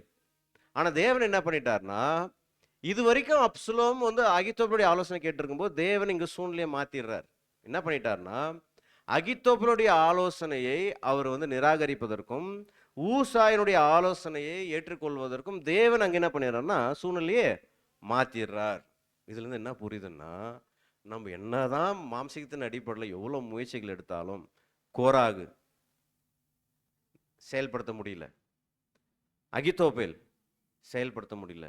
தேவன் என்ன பண்ணிட்டு வாருங்க, உச்சபட்ச நிலை வரைக்கும் கொண்டு போவார், எக்ஸ்ட்ரீம் லெவல் வரைக்கும் கொண்டு போவார். நமக்கு தோணும், இப்படி எல்லாம் இருக்கிறாங்களே, அவ்வளோதான் முடிஞ்சு போச்சா அப்படின்ற மாதிரி ஒரு நிலைமைக்கு போகும்போது கடைசியா தேவன் எதை பிரதானப்படுத்துவார்னா, எது நன்மையோ, எது சரியோ, எது தேவனுடைய சித்தமோ அதை செயல்படுத்துவதற்கு மட்டும்தான் தேவன் சித்தம் கொள்வார், அனுமதிப்பார். அது எங்க இருந்தாலும் சரி, ஒரு நல்ல ஆவிக்குரிய குடும்பம், ஒரு சகோதரன் சகோதரிய தனிப்பட்ட குடும்பமாக இருந்தாலும் சரி, ஒரு சபையாக இருந்தாலும் சரி, ஒருவேளை அங்க சில சலசலப்புகள் கசப்பினுடைய காரியங்கள் கடந்து போனாலும் அதோடைய வேர் பரவி போய் அது எல்லாரும் தீட்டுப்படுத்துதா இருந்தாலும், அது எல்லாமே நமக்கு எதிராக மாறுவது மாதிரி இருந்தாலும், அவ்வளோதான் என்று நாம் நினைச்சிருந்தாலும், ஆனா கடைசி நேரத்துல தேவன் என்ன பண்ணிட்டு வரனா, அவருடைய சபையில அவருடைய ஜனங்கள் மத்தியில தேவன் என்ன நினைச்சிருக்கிறாரோ அந்த நன்மையை மட்டும்தான் செய்ய அனுமதிப்பார். கன்க்ளூஷன் எப்படி இருக்கும்னா, தேவனுடைய கட்டுப்பாட்டுக்குள்ள போயிடும். தேவனுடைய சபை கடைசி யாருடைய கட்டுப்பாட்டுக்குள்ள தான் போகும். சில நேரங்களில் சாத்தானுடைய சில தந்திரங்களால அலக்கழிக்கப்படலாம். அந்த அலக்கழிக்கப்படும் போது அவ்வளவுதான் என்று நம்ம நினைக்க வேண்டிய அவசியம் இல்லை. இது யாருடைய சபை? தேவனுடைய சபையா இருக்கும்போது தேவனுடைய சபையை கடைசியாக தேவன் யார் கட்டுப்பாட்டுக்குள்ள கொண்டு போயிடுவாருங்க, அவருடைய கட்டுப்பாட்டுக்குள் கொண்டு போயிடுவார். சூழ்நிலை அப்படியே தலைகீழ மாறிடும். நம்மளால என்ன பண்ண முடியாதுங்க, ஜட்ஜ் பண்ணவே முடியாது. ஒரே கடைசி ஒரு 40 நாள் நமக்கு ரொம்ப கடினமான சூழ்நிலை காணப்படும். 41வது நாள் தலைகீழ மாறிடும் சூழ்நிலை. தேவனால் என்ன பண்ண முடியும், எல்லாத்தையும் மாற்ற முடியும். இதனால இந்த அகித்தோப்பேல் இதை என்ன பண்ணிக்க முடியலன்னா, டைஜஸ்ட் பண்ண முடியல, ஏற்றுக்கொள்ள முடியல. ரொம்ப மன வருத்தத்தோடு என்ன பண்றாருன்னா, இவர் எல்லாரையும் கசப்புணர்வுகளை கொண்டு போய் தன் வசப்படுத்தி தான் நினைத்ததை அது செய்து கொள்ளலாம், சாதித்து கொள்ளலாம் நினைக்கும் போது இவருடைய செயல்பாடு, இவருடைய ஸ்ட்ராட்டஜி அங்கே என்ன ஆயிடுச்சுன்னா ஃபெயிலியர் ஆகி போச்சு. அடுத்து என்ன நடக்குது அப்படின்னா, 2 சாமுவேல் 17ஆம் அதிகாரம் 23ஆம் வசனம் வாசிக்கலாம். அகிதோப்பேல் தன் யோசனையின்படி நடக்கவில்லை என்று கண்டபோது தன் கழுதையின் மேல் சேணம் வைத்து ஏறி தன் ஊரில் இருக்கிற தன் வீட்டுக்கு போய் தன் வீட்டு காரியங்களை ஒழுங்குபடுத்தி 4 கொண்டு செத்தான். அவன் தகப்பன் கல்லறையில் அவனை அடக்கம் பண்ணினார்கள். அப்ப 4 கொண்டு செத்தான். ஸோ இதோட உச்சபட்ச நிலைமைக்கு போகும்போது, கசப்பனுடைய உச்சபட்ச நிலைமைக்கு போகும்போது, அந்த கிருபை இழந்து போனா திரும்பவும் நம்ம என்ன பண்ண முடியாதுன்னா, தேவன்கிட்ட வர்றது ரொம்ப கடினமான ஒரு காரியமா போயிடும். அப்ப என்ன ஆயிடும்னா, அது மிகப்பெரிய ஒரு ஆபத்துக்கு நேராக கொண்டு போகும் என்று நாம் பார்க்கிறோம் அன்பான சகோதர சகோதரர். அதனால தான் என்ன சொல்றாரு, எல்லா விதமான கசப்பும் துர்குணமும் உங்களை விட்டு என்ன பண்ண கூடாது, நீங்க கடவுது நீக்கி போட்டுருங்க. அது கொஞ்சம் உள்ள வந்துச்சுன்னா சகோதரன் எழுதுறாருன்னா, நீங்க ஒரு வைரஸ் உங்களை தொற்றும் போது எப்படி எதிர்க்கிறீங்களோ, நீங்க என்ன பண்றீங்க, உடனே டேப்லெட் போட்டு இன்ஜெக்ஷன் போட்டு டாக்டர்கிட்ட போட்டு அந்த நோயை விரட்டுவதற்கு, தொற்று விரட்டுவதற்கு எவ்வளோ முயற்சி பண்றீங்க. அது மாதிரி ஒரு சின்ன கசப்புணர்வு இருதயத்துக்குள்ள வருதுன்னா உடனடியாக அதை நீக்கி போடுங்க. அது நமக்குள்ள எழும்பினாலும் சரி, அல்லது வேறொரு சகோதரன் மூலமாக, சகோதரி மூலமாக அவங்களுடைய தவறான மாம்சீக நோக்கத்தின் அடிப்படையில் நமக்குள்ள விதைக்கப்படுவதாக இருந்தாலும் சரி, உடனடியாக என்ன பண்ணணும்னா அதை நம்ம விட்டு நீக்குவதற்கான தீவிரமாக நம்ம பிரயாசப்படணும் அன்பான சகோதர சகோதரி. இல்லைன்னா அது வளர ஆரம்பிக்கும். வளர்ந்து அது முதிர்ந்த நிலைமைக்கு போகும்போது, அது உச்சபட்ச நிலைமைக்கு போகும்போது, அதால் நாம் கட்டுப்பாட்டுக்குள்ள கொண்டு போகப்படும் போது திரும்பவும் தேவன்கிட்ட சேருவது என்பது ரொம்ப ரொம்ப கஷ்டமான ஒரு காரியமா இருக்கும். அதான் இந்த 2 உதாரணங்கள் மூலமா நம்ம புரிஞ்சுக்கிறோம். அப்போ தாங்கள் தீட்டுப்பட்டது இல்லாமல் மற்ற எல்லாரையும் தீட்டுப்படுத்தி அவங்களும் அழிஞ்சு போயிட்டாங்க, மற்றவங்களும் என்ன பண்ணிட்டாங்க, தவறான ஒரு விஷயத்துக்குள்ள அழிவுக்குள்ள கொண்டு போனதை நம்ம பார்க்கறோம். ஸோ அதே மாதிரி அப்சலோமுக்கு என்ன முடிவு வந்ததுன்னு எல்லாமே உங்களுக்கு நல்லா தெரியும். அப்போ தவறான நோக்கம் உடையவர்கள் கடைசி வரைக்கும் என்ன பண்ண போறதில்ல, ஜெயிக்க போறதில்ல. கடைசியில் யார் தான் ஜெயிப்பார்? எல்லாம் யாருடைய கட்டுப்பாட்டுக்குள்ள வந்துடும், தேவனுடைய கட்டுப்பாட்டுக்குள்ள வந்துடும் என்பதை நம்ம புரிஞ்சுக்கணும் அன்பான சகோதர சகோதரி. அடுத்து 3வது யூதாஸ் காரியோத். ஸோ யூதாஸ் காரியோத்தை பற்றி நம்ம சொல்லணும்னா நமக்கு நல்லாவே தெரியும், நிறைய விஷயங்கள் நம்ம கேள்விப்பட்டிருக்கிறோம். அவர் நல்ல ஒரு ஆவிக்குரிய குடும்பத்திலேருந்து, இஸ்ரேலுடைய நல்ல குடும்பத்தில், பக்திக்குரிய குடும்பத்திலேருந்து வந்தவர், தேர்ந்தெடுக்கப்பட்டவர், நல்ல படித்தவர், நல்ல ஒரு ஞானமுடையவர், அறிவுடையவர். அப்படிப்பட்டவர் தான் என்ன பொறுப்பை பெற்றுக்கொண்டாருங்க, அந்த பொருளாதார விஷயங்களை கவனித்துக் கொள்வதற்கு அவருக்கு அந்த வாய்ப்பு கொடுக்கப்பட்டது, சீஷர்கள் ஒருவராக. அவரை குறித்து யோவான் எழுதும்போது என்ன எழுதுறாருங்க, 12ஆம் அதிகாரம் 4-6 வசனங்களை வாசிக்கலாம். அப்பொழுது அவருடைய சீஷரில் ஒருவனும் அவரை காட்டிக் கொடுக்கப் போகிறவனுமாகிய சீமோனுடைய குமாரனாகிய யூதாஸ் காரியோத்து இந்த தைலத்தை 300 பணத்துக்கு விற்று தரித்திரத்திற்கு கொடாமல் போனதென்ன என்றான். அவன் தரித்திரரை குறித்து கவலைப்பட்டு இப்படி சொல்லாமல், அவன் திருடனானபடியினாலும் பணப்பையை வைத்து கொண்டு அதிலே போடப்பட்டதை சுமக்கிறவனுமானபடியினாலும் இப்படி செய்தான். பாருங்க, இங்க அந்த ஒரு மாய்மாலமான ஒரு குணலட்சணம் நம்ம கவனிக்கலாம். இவருக்கு கர்த்தர் இயேசுவை பின்பற்றாரு. ஆனால் பின்பற்றிட்டே இருக்கும்போது இவருடைய நோக்கம், எதிர்பார்ப்பு வேறாக மாறுது. என்ன எதிர்பார்ப்பு, என்ன வேறாக மாறுது, இவர் ஒரு ராஜாவாக ஆவார், நமக்கு ஏதாவது ஒரு அங்கீகாரம் கொடுக்கப்படும் என்ற ஒரு நோக்கத்துக்குள்ளே அவர் கடந்து போயிடுறார். ஆனால் கர்த்தர் இயேசுனுடைய நோக்கம், அவருடைய காரியங்கள் எல்லாமே அப்படி இல்லை. தேவனுடைய சித்தம் வேறாக இருக்கு. ஆனால் இவருடைய நோக்கம் என்ன இருக்கு, வேறாக இருக்கு. அப்போது நோக்கம் வேறுபடும் போது ஒரு சுயநலமான நோக்கம் வருது. சுயநலமான நோக்கம் வரும்போது கர்த்தர் இயேசு செய்வது எல்லாமே இவருக்கு எப்படி தோணுதுன்னா, அவர் செய்கிற நற்காரியங்கள் எல்லாமே, அந்த பலியின் காரியங்கள் எல்லாமே இவருக்கு என்ன ஆகுதுன்னா குறையா தெரியுது, தவறா தெரியுது. அப்போ அங்கே அந்த ஸ்திரீ அந்த நலதம் என்னும் தைலத்தை எடுத்து கர்த்தர் இயேசுவை அபிஷேகம் பண்ணும்போது, கர்த்தர் இயேசுடைய மதிப்பை விட இவருக்கு எதனுடைய மதிப்பு அதிகமாக தெரிஞ்சுது, தைலத்தினுடைய மதிப்பு. அப்போது முதல்ல வரும்போது அவர் யார் மீது அதிக மதிப்பு வச்சிருந்தாரு, உள்ள வரும்போது கர்த்தர் இயேசு மீது அதிக மதிப்பு வச்சு, கர்த்தர் இயேசுக்காக அவருடைய அடிச்சுவடை பின்பற்றுறேன், அல்லது அவருடைய உபதேசங்களை கேட்டு அவருக்காக ஏதாவது செய்யணும், அவர் கூட இருக்கணும் என்று இந்த 12 அப்போஸ்தலரும் வர்றாங்க. அதில் ஒருத்தர் யூதாஸ் காரியத்தும் வரார். அப்போ கர்த்தர் இயேசு மீது மிகுந்த மதிப்பும் மரியாதையும் இருந்ததுனால, அவருடைய வாழ்க்கையை கூடவே வந்து பார்த்ததுனால, அவர் மேசியா என்று அறிந்ததுனால ஒப்பு கொடுத்து வராங்க. அப்படி வரும்போது காலப்போக்கில் மதிப்பு மிக்கவராக இருந்த கர்த்தர் இயேசு அந்த பணத்துக்கு முன்னாடி தவறான நோக்கம், பொருளாசையின் நோக்கம், அதுக்கு முன்னாடி கர்த்தர் இயேசு மதிப்பற்றவராக மாறி போனார். எப்போ நோக்கம் தவறாகும் போது, மாம்சீக நோக்கம் மேலோங்கும் போது, தேவனுடைய காரியங்கள் எல்லாமே எப்படி தோணும்னா, உலகத்தினுடைய பார்வையில் பார்க்கும்போது தேவனுடைய காரியங்கள் அற்பமாக தோணும். அப்போ பொருளாசையின் கோணத்துல, சுயநல நோக்கத்துல யூதாஸ் காரியத்தை பார்க்கும்போது கர்த்தர் இயேசுனுடைய அனைத்து காரியமே அவருக்கு விமர்சனத்துக்கு உட்படுத்தினார். ஆனா அந்த பணம் அவருக்கு பெருசா தெரிஞ்சது. அதனால தான் இவர் எழுதுனாருன்னா, இந்த தைலத்தை 300 பணத்துக்கு விட்டு தரித்திரருக்கு கொடுக்கலாமே அப்படின்னு சொன்னத, அவனுடைய நோக்கம் தரித்திரர் அல்ல. நோக்கம் என்ன? பணம் என்று யோவான் அங்க எழுதுறாரு. அப்போ இங்க நோக்கம் என்னன்னா, மாம்சீக சுயநலமான நோக்கம், ஒரு சின்ன கசப்புணர்வு உள்ள வந்து, மாம்சீகமான சுயநல நோக்கம் மேலோங்கி, கர்த்தர் இயேசுவை உதாசீனப்படுத்துற அளவுக்கு அங்க கொண்டு போறத நம்ம பார்க்கிறோம். ஸோ அடுத்தது என்ன ஆனாரு? கர்த்தர் இயேசுவை 30 வெள்ளிக்காசுக்கு காட்டி கொடுத்தார். அப்போ கடைசியாக இவர் சொன்ன இவருடைய சுயநல நோக்கம் நிறைவேறிச்சானா? ஒண்ணுமே நிறைவேறல. இன்னும் சொல்ல போனா, தேவன் கர்த்தர் இயேசுவை பலியாக ஒப்பு கொடுக்க வேண்டும் என்று தான் கர்த்தர் இயேசுவை இங்க அனுப்பினார். இவர் காட்டி கொடுத்ததுனால அந்த பலி என்ன ஆகுதுன்னா, தேவனுடைய சித்தம் நிறைவேறுது. அப்படின்னா என்ன அர்த்தம்னா, ஒருவர் தான் செய்கிற செயலின் மூலமாக தேவனுடைய சித்தத்தை மாற்ற முடியுமா? முடியாது. தேவன் நிர்ணயிச்சது தான் கடைசியில நடக்கும். ஏன்னா ஏற்கனவே தேவன் என்ன பண்ணிட்டாருங்க, கர்த்தர் இயேசுடைய பலியை அவர் நிர்ணயம் பண்ணிட்டு இருந்தார், முடிவு செய்திருந்தார். அப்ப அந்த வாய்ப்பை எடுத்துக்கிட்டது யாரு? யூதாஸ் காரியத்து. அந்த தவறான ஒரு வாய்ப்பை எடுத்துக்கிட்டது யாருன்னா யூதாஸ் காரியத்து. ஆனா தேவன் கர்த்தர் இயேசு மூலமாக அந்த பலியை நிறைவேற்றிட்டார். இதுல நம்ம என்ன புரிஞ்சுக்கிறோம் அப்படின்னா, தவறாக செயல்படுறவர்கள் என்னதான் செயல்பட்டு இருந்தாலும் தேவனுடைய ஏற்பாடு என்னவோ அதுதான் நடக்கும். அதுல எந்த ஒரு மாற்று கருத்தும் இல்லை. ஆனா இவங்களுடைய நிலைமை தான் என்ன ஆகும்னா பரிதாபமா போயிடும். கடைசியில் இவரால் என்ன பண்ண முடியும்னா, மனம் திரும்புவதற்கு ஏதுவாக அவரால் என்ன பண்ண முடியல, குணப்பட முடியல. கடைசியில் அவர் எப்படி ஆயிட்டார்னா, நான்று கொண்டு செத்து போனதை பார்க்குறோம். அதாவது மறுபடியும் அவர் என்ன பண்ண முடியலன்னா, புதுப்பிக்க முடியாத ஒரு சூழ்நிலைக்குள்ள கடந்து போயிட்டார்.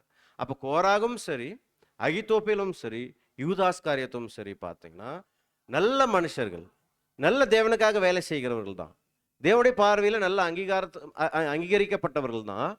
ஆனா ஒரு கசப்புணர்வை உள்ள அனுமதித்தன் மூலமாக இருதயத்துக்குள்ள கசப்பு வந்ததுனால அது வேர் பற்றி அவர்களை பிடிச்சது மாத்திரமில்ல, அது மற்றவர்கள்கிட்ட பரவி மற்ற எல்லாரையும் தீட்டுப்படுத்துறதுனால அவர்களும் தேவனுடைய கிருபை இழந்து போனாங்க. மற்றவங்க என்ன பண்ணிட்டாங்கன்னா தேவனுடைய கிருபையை இழந்து போனதை நம்ம பார்க்குறோம். ஸோ எபிரேயர் 12ஆம் அதிகாரம் 15-16 வசனங்கள் நம்ம வாசிக்கலாம். அப்படியே வாங்க. ஒருவனும் தேவனுடைய கிருபையை இழந்து போகாத படிக்கும் யாதொரு கசப்பான வேர் முளைத்தெலும்பி கலக்கம் உண்டாக்குகிறதுனால் அநேகர் தீட்டுப்படாத படிக்கும் ஒருவனும் வேசி கள்ளனாகவும் ஒருவேளை போஜனத்துக்காக தன் சேஷ்டபுத்திர பாகத்தை வெற்று போட்ட ஏசாவை போல சீர்கெட்டவனாகவும் இராத படிக்கும் எச்சரிக்கையாய் இருங்கள். பாருங்க, ரெண்டு முக்கியமான விஷயம். தேவனுடைய கிருபை இழக்க செய்திரும், முதற் பிறப்பின் உரிமையும் இழக்க செய்திரும். முதற் பிறப்பின் உரிமை என்னதுங்க? சேஷ்ட புத்திர பாகத்தினுடைய ஆசீர்வாதம் அப்படின்னு அர்த்தங்க. முதற் பிறப்பின் உரிமை, நம்ம எல்லாருமே முதற் பிறக்க போகிறோம் இல்லைங்களா? முதல் உயிர்த்தெழுதல், ஆவிக்குரிய பிறத்தல். அப்போ முதல் பிறப்பின் உரிமை நமக்கு கொடுக்கப்பட்டிருக்கு. ஆனா ஒருவேளை நாம் வந்த நோக்கம் மறந்து மாம்சீகம் உடையவர்களாக மாம்சீகத்தின் சிந்தனைக்குள்ளாக அதே கோணத்துல நம்ம வாழ்ந்துட்டும் இருந்தோம்னா அந்த வாய்ப்பு நமக்கு என்ன ஆகாதுங்க, தேவனுடைய கிருபை இழந்து போவதன் மூலமாக முதற் பிறப்பின் உரிமையை கூட என்ன பண்றோம், இழந்து போயிடுவோம். அதனால் திருவிவிலியத்தில் இந்த வசனத்தை, இந்த வார்த்தைகள் நல்லா கவனிக்கலாம். நீங்க திருவிவிலியத்தில், உங்களுள் எவரும் கடவுளின் அருளை இழந்து விடாமல் இருக்க பார்த்து கொள்ளுங்கள். கசப்பான நச்சு வேர் எதுவும் உங்களுக்குள் முளைத்து கசப்பான நச்சு வேர் எதுவும் உங்களுக்குள் முளைத்து, உங்களுக்குள் முளைக்காம பார்த்துங்க. கசப்பான நச்சு வேர், அந்த கசப்பான நச்சு வேர் உங்களுக்குள் முளைச்சிச்சுன்னா அடுத்து சொல்றாரு பாருங்க, தொல்லை கொடுக்காதபடியும் அதனால் பலர் கெட்டு போகாதபடியும். அது நமக்கு தொல்லை கொடுப்பது மாத்திரமல்ல, மற்றவங்களுக்கு என்ன பண்ண ஆரம்பிச்சிடும், தொல்லை கொடுத்து அதனால என்ன ஆயிடுவாங்கன்னா மற்றவங்க கெடுத்து போகாதபடிக்கு பார்த்து கொள்ளுங்க அப்படின்னு சொல்றத பார்க்கலாம். ஸோ இந்த கசப்பின் வேர் எப்படி பரவுது, அதுக்கு ஒரு அருமையான ஒரு உதாரணம் நம்ம பார்க்கலாம். அடுத்த ஸ்லைடு. கசப்பின் வேர் எப்படி பரவுது ஒரு சபைக்குள்ள, சகோதர சகோதரிக்குள்ள கசப்பின் வேர் எப்படி பரவுது? கர்த்தர் இயேசு என்ன சொல்லியிருக்கிறாரு, ஒருத்தர் மீது உங்களுக்கு ஒரு கசப்போ இல்லை ஒருத்தர் மீது ஒரு குறை இருக்குமானால் நீங்கள் என்ன செய்யுங்கன்னு சொல்லியிருக்காரு. தனிப்பட்ட முறையில் அவங்ககிட்ட போய் பேசி சரி பண்ணுறேன்னு சொல்கிறார். ஸோ இந்த இடத்துல நம்ம பார்க்குறோம் கசப்பின் வேர் எப்படி பரவுதுன்னா, சகோதரர் ஏ என்ற சகோதரன் மீது பி என்ற சகோதரனுக்கு என்ன இருக்குன்னா ஒரு கசப்பு இருக்குது. அப்போ பி என்ற சகோதரன் கர்த்தர் இயேசுனுடைய ஆலோசனை அடிப்படையில் என்ன செய்யணும், அவர் மீது என்ன ஒரு குறை இருக்கோ அந்த குறைய ஏ என்ற சகோதரன்கிட்ட போய் நேரடியா பேசி அதை சரிப்படுத்தி இப்ப 2 பேரோடவே அது என்ன ஆயிடுங்க? முடிஞ்சு போயிடும். ஏ என்ற சகோதரன் ஒருவேளை குற்றம் செய்திருந்தாலும், குற்றம் செய்யலைனாலும், அது குற்றம் செய்திருந்தா அது 2 பேரோடவே அது முடிவு கொண்டு வரப்படும். குற்றம் செய்யாத இருந்தாலும் சரி, அது 2 பேருக்குள்ள அது ஒரு புரிதலுக்குள்ள கொண்டு வரும். சரி, இந்த பி என்ற சகோதரன் ஏ என்ற சகோதரன்கிட்ட அதை பத்தி பேசுறதே இல்ல. ஆனா என்ன பண்றாருன்னா, அவர் என்ன பண்றாரு? சி முதற்கொண்டு Z வரைக்கும் இருக்கிற எல்லா சகோதர சகோதரிகிட்டயும் போயிட்டு, பிரதர் ஏ என்ற சகோதரன் என்ன செஞ்சாரு தெரியுங்களா?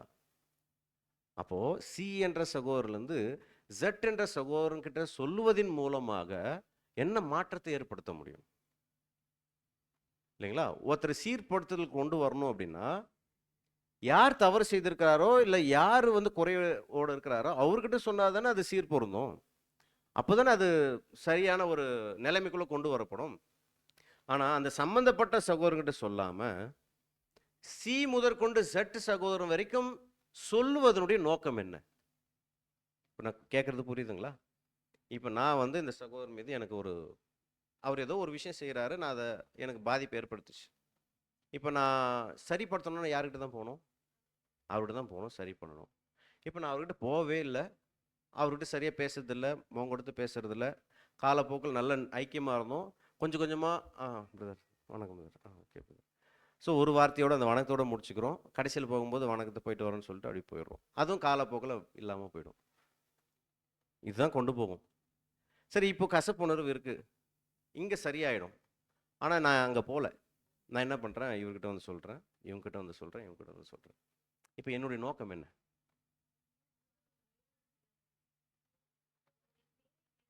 ஆ இவரை நான் வந்து ஆதாயப்படுத்திக் கொள்வது என்னுடைய நோக்கம் அல்ல. கர்த்தர் இயேசு அது அனுமதிச்சனுடைய நோக்கம் என்னன்னா, ஆதாயப்படுத்திக் கொள்வது. ஒரு சகோதரன் ஒருவேளை குறையா இருந்தா பேசி நம்ம என்ன பண்ணிக்கலாம்? சரி பண்ணி ஒரு ஐக்கியத்துக்குள்ள, அன்பின் ஐக்கியத்துக்குள்ள அது ஒரு சரியான ஒரு மனநிலைக்குள்ள கொண்டு வரலாம். அதுதான் அந்த நோக்கம். ஆனா நான் இப்படி எல்லாருக்கும் சொல்வதன் மூலமாக என்ன பண்றேன் அப்படின்னா, இந்த ஒரு சகோதரனை குறித்து மத்தவங்க எல்லார் மனசிலும் ஒரு தவறான கசப்புணர்வை என்கிட்ட வச்சிருக்கிற கசப்புணர்வை நான் என்ன பண்ணிடுறேன்? எல்லாருடைய மனசுலயும் விதைச்சிடுறேன். விதைக்கும் போது என்ன ஆகும்னா, சம்பந்தமே இல்லாத இந்த 40 பேரோ இல்ல 30 பேரோ அவர்கிட்ட சரியா பேசவே மாட்டாங்க. அவர் கண்டுக்கவே மாட்டாங்க. அது எங்கெங்க ரிஃப்ளெக்ட் ஆகும்னா, சபையினுடைய ஊழிய விஷயங்கள்ல இருந்து, சபையினுடைய ஏற்பாடுகள் விஷயத்துல இருந்து ஒவ்வொரு விஷயத்திலும் என்ன ஆகும்னா, இந்த விஷயம் கடந்து போகும். இப்ப நான் அவர் மீது கசப்புணர்வு வச்சிருக்கேன் அப்படின்னா, ஏதோ ஒரு காரணம் இருக்கும். இந்த 30, 40 பேரும் கசப்புணர்வு அவர் மேல வைக்கிறாங்கன்னா, என்ன காரணம்? ஒரு காரணம் இல்லாமல் இந்த 30 பேருடைய சிந்தையும் கெடுவதற்கு யார் காரணம்? நான் காரணம். பி காரணம்னு வச்சுங்களேன். இப்ப தேவனுடைய பார்வை எப்படி இருக்கும்? அப்ப நானும் நீங்க எல்லாருமே தீமைக்கோ அல்லது கசப்புணர்வுக்குள்ள தீட்டுப்படுத்தப்பட்டிருக்கிறோம். எந்த ஒரு சரியான நோக்கமும் இல்லாமல். அப்ப நம்ம எல்லாருடைய சிந்தை என்ன இருக்குன்னா, சரியான நோக்கம் இல்ல. கர்த்தர் இயேசு சொல்லிட்ட அந்த ஒரு விஷயத்தை செயல்படுத்துவதற்கு யாருக்குமே என்ன இல்ல? கர்த்தர் இயேசுவை பின்பற்றுறேன், கர்த்தர் இயேசுனுடைய அடிச்சுவடையும் அவருடைய வார்த்தைகளையும் கேட்டு நடப்பதற்காக வந்திருக்கேன்னு சொல்லியும், அந்த மத்தேயுல அவர் சொல்லியிருக்கிற அந்த ஒரு விஷயத்தை செய்யறதுக்கு மனசு இல்ல, எனக்கு இல்ல, மத்த யாருக்குமே இல்ல. சரி, ஒருவேளை நான் வந்து இந்த சகோதரன் சொல்வதன் மூலமாக அந்த சகோதரனாவது, பிரதர் சகோ எ நம்ம ஆண்டவராகிய இயேசு கிறிஸ்து என்ன சொல்லியிருக்கிறார்? இப்படி போயிட்டு தனிப்பட்ட முறையில் பேசுங்க பிரதர். எதுக்கு பிரதர் என்கிட்ட வந்து சொல்றீங்க? அதனால என்ன பிரதர் மாறப்போகுது? அப்படின்னு அந்த சகோதரனாவது சொல்லணும். அவர் என்ன பண்ண போறதில்ல. சொல்லல அப்படின்னா என்ன நடக்கும்? அப்ப இவரை என்கரேஜ் பண்றதுக்கு என்ன ஆகுதுன்னா, ஒரு கூட்டம் பின்னாடி சேருது. சேரும்போது, ஆமா பிரதர் நானும் கவனிக்கிறேன். நீங்க சொல்றது கரெக்ட். இந்த கோராக போய் சொல்லும்போது, எல்லாரும் சேர்ந்து ஆமான்னு உட்காந்துட்டு இருந்தாங்களா, அது மாதிரி என்னன்னே தெரியாது. கண்ணால பார்த்துருக்க மாட்டாங்க. வெறும் கேள்வி கேட்டுட்டு, இந்த சகோதரன் எந்த அளவுக்கு அது சேர்த்து சொல்லியிருப்பாருன்னு தெரியாது. எதுவுமே தெரியாம, சம்பந்தம் இல்லாம அந்த சகோதரரை பத்தி பின்னாடி என்ன பண்ணிட்டு இருப்பாங்க. இந்த பி முதல் Z வரைக்கும் பேசிட்டு இருப்பாங்க.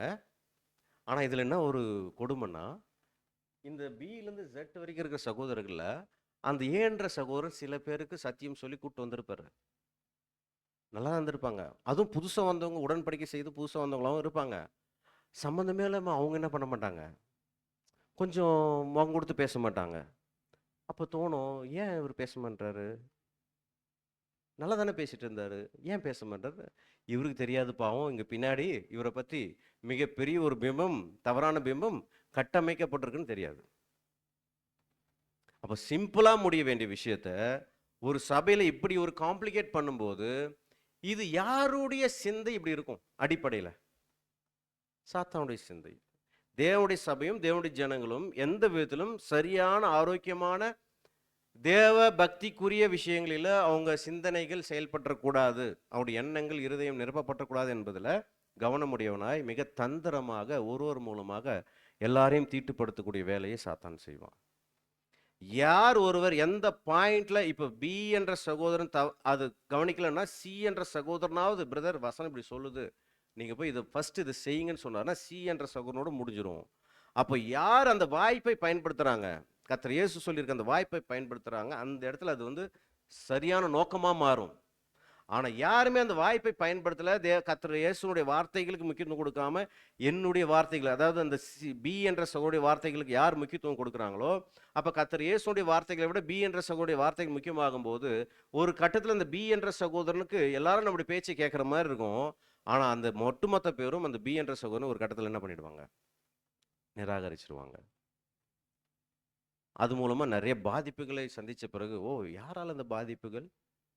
ஒருவேளை இந்த சகோதரனாலேயா அந்த சகோதரினாலேயா? அப்போ நம்ம என்ன பண்ணலாம், கொஞ்சம் கேர்ஃபுல்லாக இருக்கணும் அப்படின்னு சொல்லி என்ன ஆவாங்கன்னா, அந்த ஆரோக்கியப்படுவதற்கு சீர்படுவதற்கு தேவன் அந்த வாய்ப்பை உருவாக்கி கொடுப்பார் என்று நம்ம பார்க்குறோம். அன்பான சகோதர சகோதரிகளே, அப்போ அந்த கசப்பின் வேர் பரவும் போது அங்கே நம்ம பார்க்குறோம், அடுத்த ஸ்லைட், தேவனுடைய கிருபை இழக்க செய்திருது.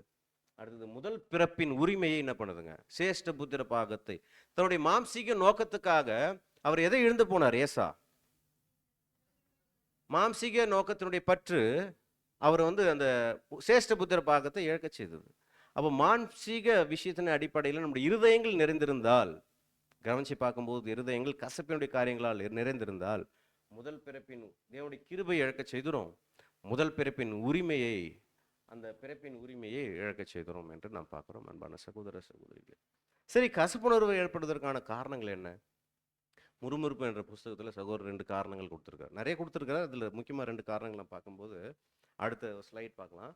பகுத்தறியும் ஆற்றல் இல்லாமை, அடுத்தது அன்பின் ஆவி இல்லாமை. எந்த ஒரு சகோதரன் எது சொன்னாலும் சத்தியத்தோடு இணைச்சி இந்த ஆலோசனை சரியா, இவர் நடந்துக்கிற விதம் சரியா, பேசுகிற காரியங்கள் சரியா என்பதை பகுத்தறிகிற அறிவு இல்லாதது. கரெக்டுங்களா?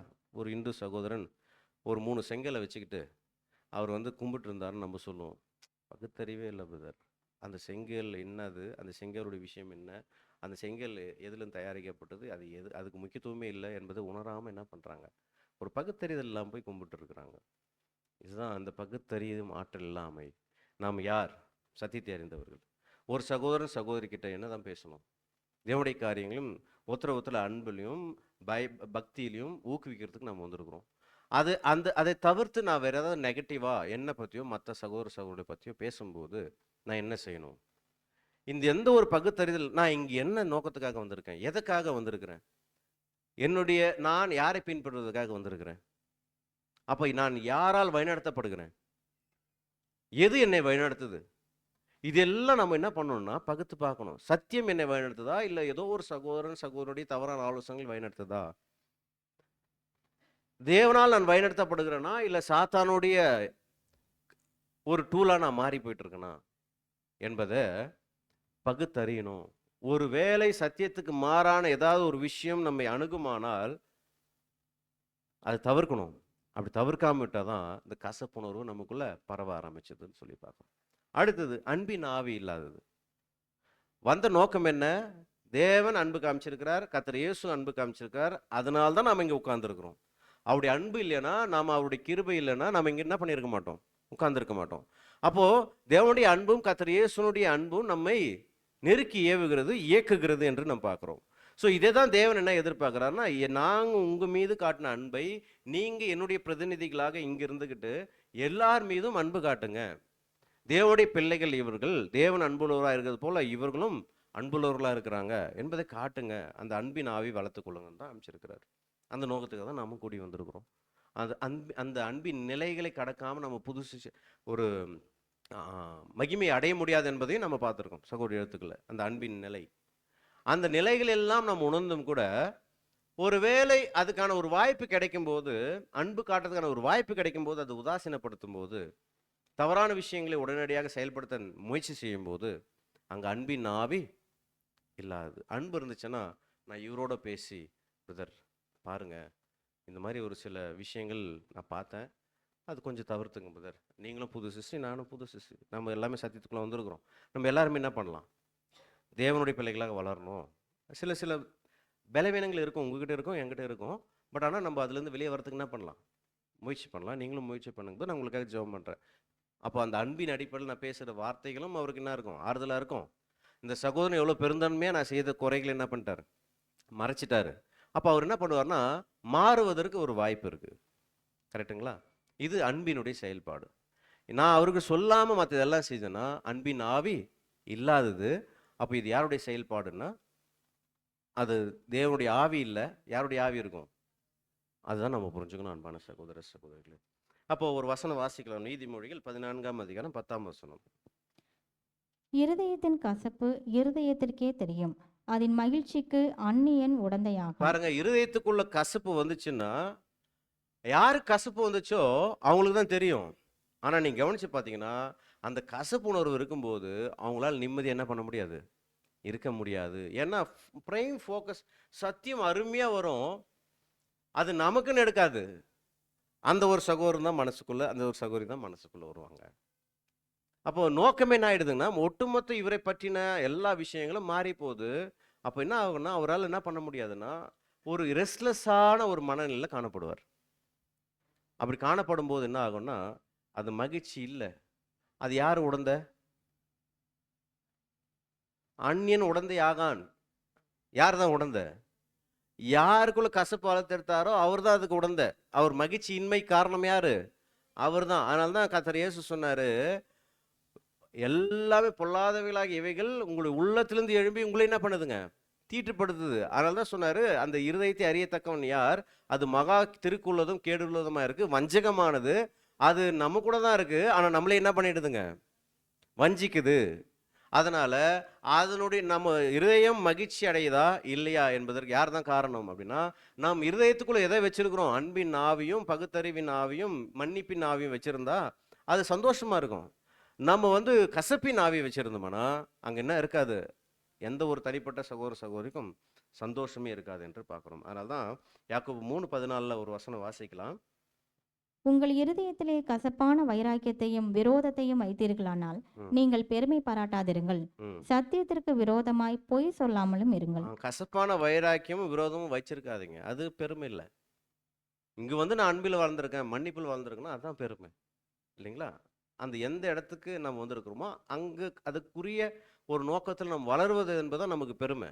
ஏன்னா எவ்வளோத்தையும் இழந்துட்டு வந்திருக்கோம் அந்த உலகத்தில், இல்லைங்களா? சொந்த பந்தங்கள் நிறைய விஷயங்கள் இழந்துட்டு இங்கே வந்திருக்கிறோம். இங்கே சண்டை போடுறதுக்கா, ஒருத்தர் ஒருத்தர் குறை சொல்லிட்டு கசப்பான விஷயங்களை பேசுறதுக்காக வந்திருக்கிறோம், இல்லைங்களே? நம்ம நோக்கமே வேற. அதனால தான் சொல்கிறாரு, அதை எடுத்துட்டு நீங்கள் வெளியே போட்டுருங்க. அடுத்து ரீஃபரன்ஸ் நம்பரில் சொல்கிறார் சகோதரனை வாசிக்கலாம். சார் அதுக்கான தீர்வு என்ன? என்ன பண்ணால் அதை நம்ம சரிப்படுத்தலாம் சொல்கிறாரு பாருங்க. நாம் சரியான மனோபாவத்தில் இருக்க வேண்டும். ம். மிகவும் பெரிதான யோசனை என்னவென்றால், நான் யாருக்கு விரோதமாக அத்துமீறி இருக்கிறேனா, அல்லது அப்போ யாரா சரியான டிஸ்பொசிஷன், சரியான ரைட் டிஸ்பொசிஷன் ஆஃப் ஹார்ட் என்னன்னா, சரியான மனநிலை, இதயத்தின் மனநிலை என்னன்னா, நம்ம யோசிச்சு பார்க்கும்போது மிகவும் பெரிதான யோசனை என்னவென்றால், நான் யாருக்கு விரோதமாக அத்துமீறி இருக்கிறேனா, அல்லது யாராவது எனக்கு விரோதமாக அத்துமீறி இருக்கிறார்களா பார்க்கணும். ஒவ்வொரு முறையும் நம்ம என்ன பண்ணோம்னா, நான் யாருக்கு விரோதமாக தப்பு செஞ்சிருக்கேன்னா, யாராவது எனக்கு விரோதமாக தப்பு செஞ்சுருக்காங்களா? சரி, கண்டுபிடிச்சா என்ன பண்ணுறதுங்க? சொல்கிறார் பாருங்க. இதற்கு போதுமானதை செய்ய வேண்டும். ம். மன்னியாதிருக்க காண்போமானால் அந்த மனோபாவத்தை நாம் நீக்க வேண்டும், வேறறுக்க வேண்டும். மன்னிக்கணும்ட்டாருங்க. மன்னிப்பு ரொம்ப முக்கியம். அடுத்தது நீக்கப்பட வேண்டியது கசப்புத்தன்மையின் வேர் மாத்திரமல்ல, ம். அப்படிப்பட்ட உணர்வின் ஆரம்பம் அறிகுறி தோன்றும் போதே கவனித்து ஆரம்ப அறிகுறி தோன்றும் போது வேர் பற்றி பிடிச்சதுக்கு அப்புறம் வேர் இருக்குன்னு பார்க்க தேவையில்லை. அது வேர் பற்றி பிடிக்கிறதுக்கு முன்னாடி ஒரு ஆரம்ப வேர் வரும் பார்த்தீங்களா? அப்பயே தெரிஞ்சுட்டு என்ன பண்ணுறங்க? எடுத்து போட்டுருங்க. பற்றி பிடிச்சிச்சுன்னா வெளியே வர்றது ரொம்ப கஷ்டம். அதனால தான் சொல்கிறாரு, நீங்க அறிகுறி தோன்றும் போது கவனிக்க வேண்டும். இப்படிப்பட்ட ஒரு இருதய நிலைமைக்குள் வந்திருக்கிறது யாராவது ஒருவர் கண்டால், ஒருவேளை நான் என்னுடைய இருதயத்துல கசப்பின் வேர் பரவிட்டு இருக்கு பிரதர், நான் என்ன செய்யட்டும் அப்படின்னு சொன்னா நீங்க என்ன பண்ணுங்கன்றாருங்க. இதை குறித்த தேவனுடைய பார்வை என்னவாக இருக்கும் என்பதை அவர் நினைத்து பார்க்க ஆ, வேண்டும். என்னுடைய இருதயம் கசப்பான வேர் பற்றி பிடிச்சிருக்கு என் இருதயத்தை அப்படின்னா, இப்ப தேவன் நம்முடைய இருதயத்தை பார்த்தா அவர் என்ன நினைப்பார்? சந்தோஷப்படுவாரா? பிரதர், உங்களை வந்து இந்த உலகத்திலிருந்து வேறு பிரித்து அழைச்சிருக்கேன், அழைச்சி இங்கே வந்து உட்கார வச்சு உங்களை அன்பிலும் மன்னிப்பிலும் வளர்த்தெடுக்கணும், குமாரனுக்கு ஒப்பாக அந்த சாயலுக்கு ஒப்பாக நான் மாற்றணும்னு ஆசைப்பட்டு கொண்டு வந்து வச்சேன். ஆனால் உங்கள் இருதயம் என்ன இருக்குது? மொத்தமாக வேர் பிடிச்சி கசப்பின் வேர் பற்றி பிடிச்சிருக்கு. ரொம்ப சந்தோஷம் நான் சொல்லுவாருங்க தேவன். அவருடைய இருதய நிலை எப்படி இருக்கும்? அவர் என்ன யோசிப்பார் அப்படின்னா, அப்படிப்பட்டவர்களிடத்தில் தேவன் அன்பு கூறுவாரா? அததான் சொல்றாரு. தொடர்ந்து வாசிங்க. இப்படிப்பட்ட மனோபாவத்தை உடையவர்களிடம் தேவன் அன்பு செலுத்துவது எவ்வளவு இயலாததாக இருக்கும். ம். தேவனை உண்மையிலேயே நேசிக்கிற யாரும் தேவனுடைய வார்த்தையாகிய பார்க்கிற கண்ணாடி மூலம் கிடைக்கிற சித்திரத்தின் மூலம் அதிர்ச்சி அடைவார். அப்ப பாருங்க, தேவனை உண்மையிலேயே நேசிக்கிற யாவரும் என்ன பண்ணுவாங்கன்னா, தான் கிட்ட என்ன இருக்குது என்பதை வேத வார்த்தைகளாகிய கண்ணாடி மூலம் என்ன பண்ணிருப்பாங்க, அனுதினமும் பார்த்துட்டே இருப்பாங்க. பார்த்தா வேத வசனம் சொல்லுது உன் இருதயத்துல கசப்பு இருக்குன்னு சொன்னா, இப்ப நம்ம அதுக்கு தானே வந்திருக்கிறோம், நம்ம இருதயத்தை கவனித்து பார்த்தல். இப்ப நாம் வந்து அறியத்தக்கவன் யாருன்னு கேட்டாரு. இப்ப நம்ம எல்லாம் முடிவுல என்னோட இருதயம் எப்படி இருக்குன்னு சொல்லி நம்ம ஒவ்வொருத்தருடைய இருதயத்தையும் அறிஞ்சிருவோம். அறிஞ்சிட்ட பிறகு நம்ம என்ன செய்ய போறோம்? வேத வார்த்தைகளை கண்ணாடி மூலம் பார்க்கும்போது அதிர்ச்சியா இருக்கு. சில விஷயங்கள் நமக்குள்ளேயும் இந்த வேர் விட்டுருக்கு, கொஞ்சம் விட்டுருக்கு, நிறைய விட்டுருக்கு, பற்றி பிடிச்சிருக்கு என்பதை நம்ம என்ன பண்ண முடியும்னா உணர்ந்து கொள்ள முடியும். அதிர்ச்சி தான். ஏன்னா நம்ம நிறைய சூழ்நிலைகளை அது சரியான கோணத்தில் அணுகாமல் விடுவதன் மூலமாக தவறான விஷயத்தினுடைய கட்டுப்பாட்டுக்குள்ளே போகிறதுக்கு வாய்ப்பு இருக்குது. அப்போ அது மாதிரி தான் நம்ம சில நேரங்களில் இந்த கசப்பான வேர் பரவதற்கு அனுமதிச்சிடுறோம். தேவனுடைய வார்த்தையாய் கண்ணாடி வரும்போது பார்த்தா, ஐயோ எனக்குள்ள வேர் இருக்கு, நான் என்ன செய்யணும்? உடனடியாக அந்த வேரை நீக்கி போடணும். என்ன செய்யலாம்? அவர் உடனே தவறு செய்தவரிடம் சென்று மன்னிப்பு கேட்பார். ம். தவறு கோபத்தினாலோ அல்லது கெட்ட பேச்சினாலோ வந்திருந்தால் இது மேற்கொள்ளப்பட வேண்டும், நீக்கப்பட வேண்டும். காரியம் இந்த அளவுக்கு சென்றிருந்தால், அதை யாரும் அறியாதிருந்தால் இதுவே முடிவாக இருக்கும். பாருங்க, நேரடி சென்று என்ன பண்ணிடலாம்? மன்னிப்பு கேட்டுருங்க, சரிப்பட்டுருங்க. அதுதான் சிறந்த தீர்வு. வேற எல்லாருக்கும் தெரியறதுக்கு முன்னாடி, அந்த கசப்பின் வேறு மற்றவங்களுக்கு பரவத்துக்கு முன்னாடி நீங்களே என்ன பண்ணிக்கங்க? சரி பண்ணிக்கங்க, மன்னிச்சிருங்க, முடிஞ்சு போச்சு. மன்னிப்போடு அங்கே என்ன ஆயிடுச்சுங்க? ஃபுல் ஸ்டாப் வந்துடுச்சு. அந்த அன்பு சகலத்தையும் தாங்கும், சகலத்தையும் நம்பும். அப்போ அன்பும் மன்னிப்பும் இல்லைன்னா அந்த இடத்துல கசப்பின் வேறு அதிகமாக பரவுவதற்கு வாய்ப்பு இருக்குது. ஏன்னா நம்ம வசனம் வாசிக்கிறீங்களா, 1 கொரிந்தியர் 13ஆம் அதிகாரத்தில் வாசிக்க வேண்டாம், நீங்கள் பார்க்கலாம். அன்பு அயோக்கியமானதை செய்யாது, தற்பொழிவை நாடாது, சினமடையாது, தீங்கு நினையாது, அநியாயத்தில் சந்தோஷப்படாமல் சத்தியத்தில் மட்டும்தான் சந்தோஷப்படும், சகலத்தையும் தாங்கும். அப்போ சகோதர சகோதரனால ஏதாவது சில கசப்பான அனுபவங்கள் வந்தாலும் எல்லாத்தையும் என்ன பண்ணிக்கும்? தாங்கும். சகலத்தையும் விசுவாசிக்கும், சகலத்தையும் நம்பும், சகலத்தையும் சகிக்கும். அன்பு சகல பாவங்களையும் மூடும் என்று பார்க்குறோம். அப்போ இந்த கசப்பு உணர்வு வளருதுன்னா என்ன அர்த்தம்? அன்பு இல்லாதது, மன்னிப்பு இல்லாதது என்று பார்க்குறோம். அதனால தான் எபேசியர் 4:32 நீங்க 31 என்ன சொல்லுவாரு? சகல விதமான கசப்பும் கோபமும் மூர்க்கமும் கூக்குரலும் தூஷணமும் உங்களை விட்டு நீங்க கடவுது. 32ஆம் வாசல் என்ன சொல்றாரு பாருங்க. ஒருவருக்கொருவர் தயவாயும் மன உருக்கமாயும் இருந்து கிறிஸ்துவுக்குள் தேவன் உங்களுக்கு மன்னித்தது போல நீங்களும் ஒருவருக்கொருவர் மன்னியுங்கள். கிறிஸ்துவுக்குள் தேவன் உங்களுக்கு மன்னித்தது போல நீங்களும் ஒருவருக்கொருவர் என்ன பண்ணுங்க? மன்னியுங்கள். கிறிஸ்துவுக்குள் தேவன் என்னை மன்னிச்சிருக்கிறார் என்ற அந்த உணர்வு இருந்துச்சுன்னா நாமளும் மற்றவங்களை மன்னிக்கணுன்ற உணர்வு இருக்கும். அப்படி இருக்கிறவர்கள் இந்த கசப்பின் வேரை பரவ செய்ய மாட்டார்கள். மன்னிப்பு என்பது அதோட எங்க நிற்குதோ அங்கே முடிஞ்சு போயிடும். மன்னிப்பு இல்லாத நிலை தான், மனநிலை தான், அது தவறான விஷயங்களை பரப்ப முயற்சி செய்யும் என்று பார்க்குறோம். அன்பான சகோதர சகோதரிகளே, ஸோ ரீப்ரின்ஸ் நம்பர் 4759 தொடர்ந்து அடுத்தடுத்த ஸ்லைடு வந்துருங்க. இது பாருங்க. கோபமும் கசப்பும் ஒழுங்குக்கு முற்றிலும் அப்பாற்பட்டது. ஆகையால் மாம்சமானது ஏதாவது ஒரு வழியில் தாழ்மைப்படுத்தப்பட வேண்டும். உதாரணத்திற்கு, ஒருவர் இன்னொருவருக்கு விரோதமாக கசப்பாக நடந்து கொண்டால் பிந்தியவரிடம் அவர் உங்களை குறித்து கசப்பாக நினைத்திருந்தார், நீங்கள் தேவனிடம் விட்டுவிடுங்கள் என்று சொல்ல வேண்டும். ம். சிலர் தங்களை நீதியில் திருத்தப்பட ஒப்பு கொடுக்காமல் தவறு செய்கிறார்கள் என்று நாங்கள் நம்புகிறோம். ம். நல்லது, நான் இதை நிறுத்தி விடுவேன், மறுபடியும் இதை செய்ய மாட்டேன் என்று அவர்கள் கூறலாம். ம். அது செய்யப்படும்போது மாம்சமானது வளர்க்கப்பட்டு உற்சாகப்படுத்தப்பட்டது என்று நாங்கள் கருதுகிறோம். ம். தங்களை தொடர்ந்து கவனித்து நிதானித்தால் அவர்களுக்கு ஒரு விசேஷித்த ஆசீர்வாதம் வருகிறது. அப்போஸ்தலர் கூறுவது போல, நம்மை நாமே நிதானித்து அறிந்தால் நாம் நியாயந்தீர்க்கப்படும். பாருங்க, இங்க நமக்கு வந்து ஏதாவது கசப்பான விஷயங்கள் நடக்குது, ஒருத்தர் மீது கசப்பு இருக்குன்னா, இங்க பிந்தியவரிடம் சென்று நீங்கள் தேவனிடம் விட்டு விடுங்கள் அப்படின்னு சொல்றார் இல்லைங்களா? ஆனா நீங்க அது சரியான மொழிபெயர்ப்பு நீங்க பார்த்தீங்கன்னா, இப்போ யாராவது உங்ககிட்ட கசப்புணர்வோ நடந்துக்கிறாங்க, கசப்புணர்வு இருக்குன்னா, நீங்க என்ன பண்றீங்க? தேவன்கிட்ட விட்டுருங்க. அதுவும் ஃபுல் ஸ்டாப். ஒரு விஷயம் அடுத்து பரவாதம் இருக்கிறதுக்கு காரணம் என்னன்னா, மன்னிக்கணும், அன்பு இருக்கணும். கடைசியா அந்த காரியத்தை யார் தான் சரிப்படுத்த முடியும்? தேவன் தான் சரிப்படுத்த முடியும். இப்போ யார்கிட்ட விட்டுறணும்? தேவன்கிட்ட விட்டுறணும். ஸோ சில நேரத்தில் நாம் வந்து நீதியில் திருத்தப்பட ஒப்பு கொடுக்காமல் தவறு செய்கிறோம் அப்படின்றார். அது என்னதுங்க? நீதியில் திருத்தப்படாமல். இப்போ நான் மற்றவங்க தவறு செய்யும்போது நான் என்ன செய்கிறேன்? அவங்களுக்கு ஏதாவது ஒரு சிக்ஷை வந்தால், ஏதாவது ஒரு தேவன் அவங்களுக்கு ஒரு அனுபவம் கொடுத்தா தான் மாறுவாங்கன்னு அப்படி இருக்கு இல்லைங்களா? அப்போ நான் தவறு செஞ்சாலும் நான் என்ன பண்ணணும்னா, நான் மாறுவதற்கு எனக்கும் தண்டனை வேணும். அப்போ என்னை நானே என்ன பண்ணிக்கணும்? தண்டிச்சுக்கணும், சிச்சிக்கணும், கடிஞ்சு கொள்ளணும். அதனால பவுலப்போஸ்தலன் சொல்றாரு 1 கொரிந்தியர் 11:33 நம்மை நாமே நிதானித்தறிந்தால் நாம் நியாயம் தீர்க்கப்படும். அப்போ முதல்ல நம்மை நாமே நிதானித்தறியும் போது நம்ம கிட்ட வந்து தவறு இருக்குன்னா, இப்போ நம்மளே நாம என்ன பண்ணிக்கணுமா? கண்டிச்சுக்கணும். நீ பண்ணது தப்பு, உன்னை நீ பனிஷ் பண்ணிக்கோ அப்படின்றாருங்க. அதான் சொல்றாரு, நம்மை நாமே நிதானித்தல் என்ற வார்த்தைக்கு அங்க விளக்கம் டயக்ரினோ. அதுக்கு சொல்றாரு, முழுமையாக ஆராய், விமர்சி, தீர்ப்பளி. உன்னையே பாரு, தப்புன்னா நீ பண்ண தப்புன்னு சொல்லு, அப்புறம் தீர்ப்பளிச்சுக்கோ. நீ செஞ்ச தப்புக்கு இதுதான் உனக்கு தண்டனை, நீ உன்னை மாத்திக்கோ அப்படின்னு சொல்லு. சரியானது எது? கண்டிச்சுக்கோ, தண்டிச்சுக்கோ அப்படின்னு சொல்றாரு. கடவுளின் சித்தத்துக்கு கீழ்ப்படிந்து நாம் வாழ்வதை உறுதி செய்து கொள்ளுதல், நிதானித்தறிதல் அப்படின்னு சொல்லி சொல்றாரு. இப்போ இதுக்கு சகோதரர் ஒரு உதாரணம் கொடுக்குறாரு. அந்த ரைட்டிங்ஸ்ல, அந்த ரீபிரின்ஸ் நம்பர்ல இந்த பாடத்துல ஒரு உதாரணம் கொடுக்குறாரு.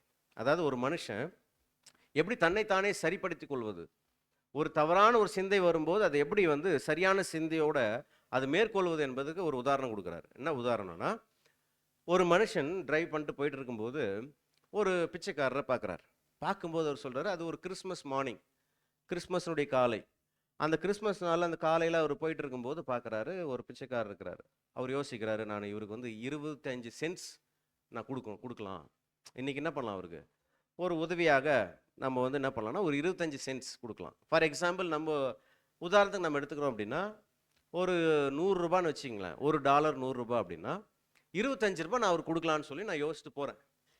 போயிட்டு அதுக்கப்புறம் கொடுக்கலான்னு வரும்போது அப்புறம் எனக்கு யோசனை வருது, எதுக்கு 25 ரூபாய்? 1 ரூபாய் கொடுத்தா போதாதா? எதுக்கு 25 ரூபாய் கொடுக்கணும்? 1 ரூபாய் கொடுத்தா போகலாம். இதே சிந்தை தான், இதே இருதயம் தான் முதல்ல என்ன யோசிச்சு 25 ரூபாய் கொடுக்கலான்னு ஒரு பெருந்தன்மையை யோசிச்சு. ஆனால் அதே இருதயம் எப்படி மாறி போகுது? எதுக்கு 25 ரூபாய் கொடுக்கணும்? 1 ரூபாய் கொடுக்கலாம். அதாவது சகோதரனை எழுதியிருப்பான ஒரு பெனி கொடுக்கலான்னு சொல்லி அவருக்கு தோணுது. இப்போ இவர் என்ன பண்ணுறாருன்னா, தன்னுடைய இருதய சிந்தையை, இந்த சிந்தையை சீர்தூக்கி பார்க்குறார். முதல்ல நாம் 25 ரூபாய் கொடுக்கணும்னு நினைச்சோம், இப்போ என்ன பண்ணுறோம்? 1 ரூபாய் கொடுக்கணும்னு நினைக்கிறோமே, ரொம்ப சீப்பாக யோசிக்கிறோமே, நம்ம எவ்வளோ சீப்பாக மாறி போயிட்டோம் அப்படின்னு சொல்லிட்டு, இப்போ அதை சரிப்படுத்துவது, அதை மேற்கொள்வதற்கு நீ என்ன பண்ணணும்னா, உடனே உன்னுடைய இருதய சிந்தை தப்பு, அப்போ அதை நான் மேற்கொள்ளணும். அப்போ என்ன நினைக்கணும்னா, என்ன சொல்கிறாருன்னா, 25 ரூபாயில் நான் 100 ரூபாய் கொடுப்பேன். இப்போ புரியுதுங்களா? அது எப்படி மேற்கொள்றது? 25 ரூபாயில் நான் 25 ரூபாய் கொடுக்கணும்னு நினச்சிருந்தேன், ஆனால் 1 ரூபாய் கொடுக்குற அளவுக்கு என் சிந்தனை வந்து இவ்வளோ கேவலமாக யோசிக்குது. அப்போ நான் என்ன பண்ண மாட்டேன்? 1 ரூபாய் கொடுக்க மாட்டேன், 25 ரூபாய் கொடுக்க மாட்டேன். நான் அவருக்கு என்ன பண்ண போகிறேன்னா, 100 ரூபாய் கொடுப்பேன், $1 கொடுப்பேன். அப்படின்னா 75 சென்ட்ஸ் அதிகமாக, 75 ரூபாய் அதிகமாக நான் கொடுக்குறேன்.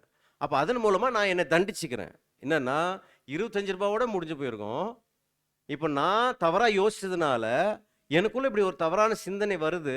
அப்போ நான் இதை வளர விடக்கூடாது. பெருந்தன்மையான மனசு எங்கே போச்சு? 25 ரூபாய் கொடுக்குற மனசு இப்போ போயிடுச்சு.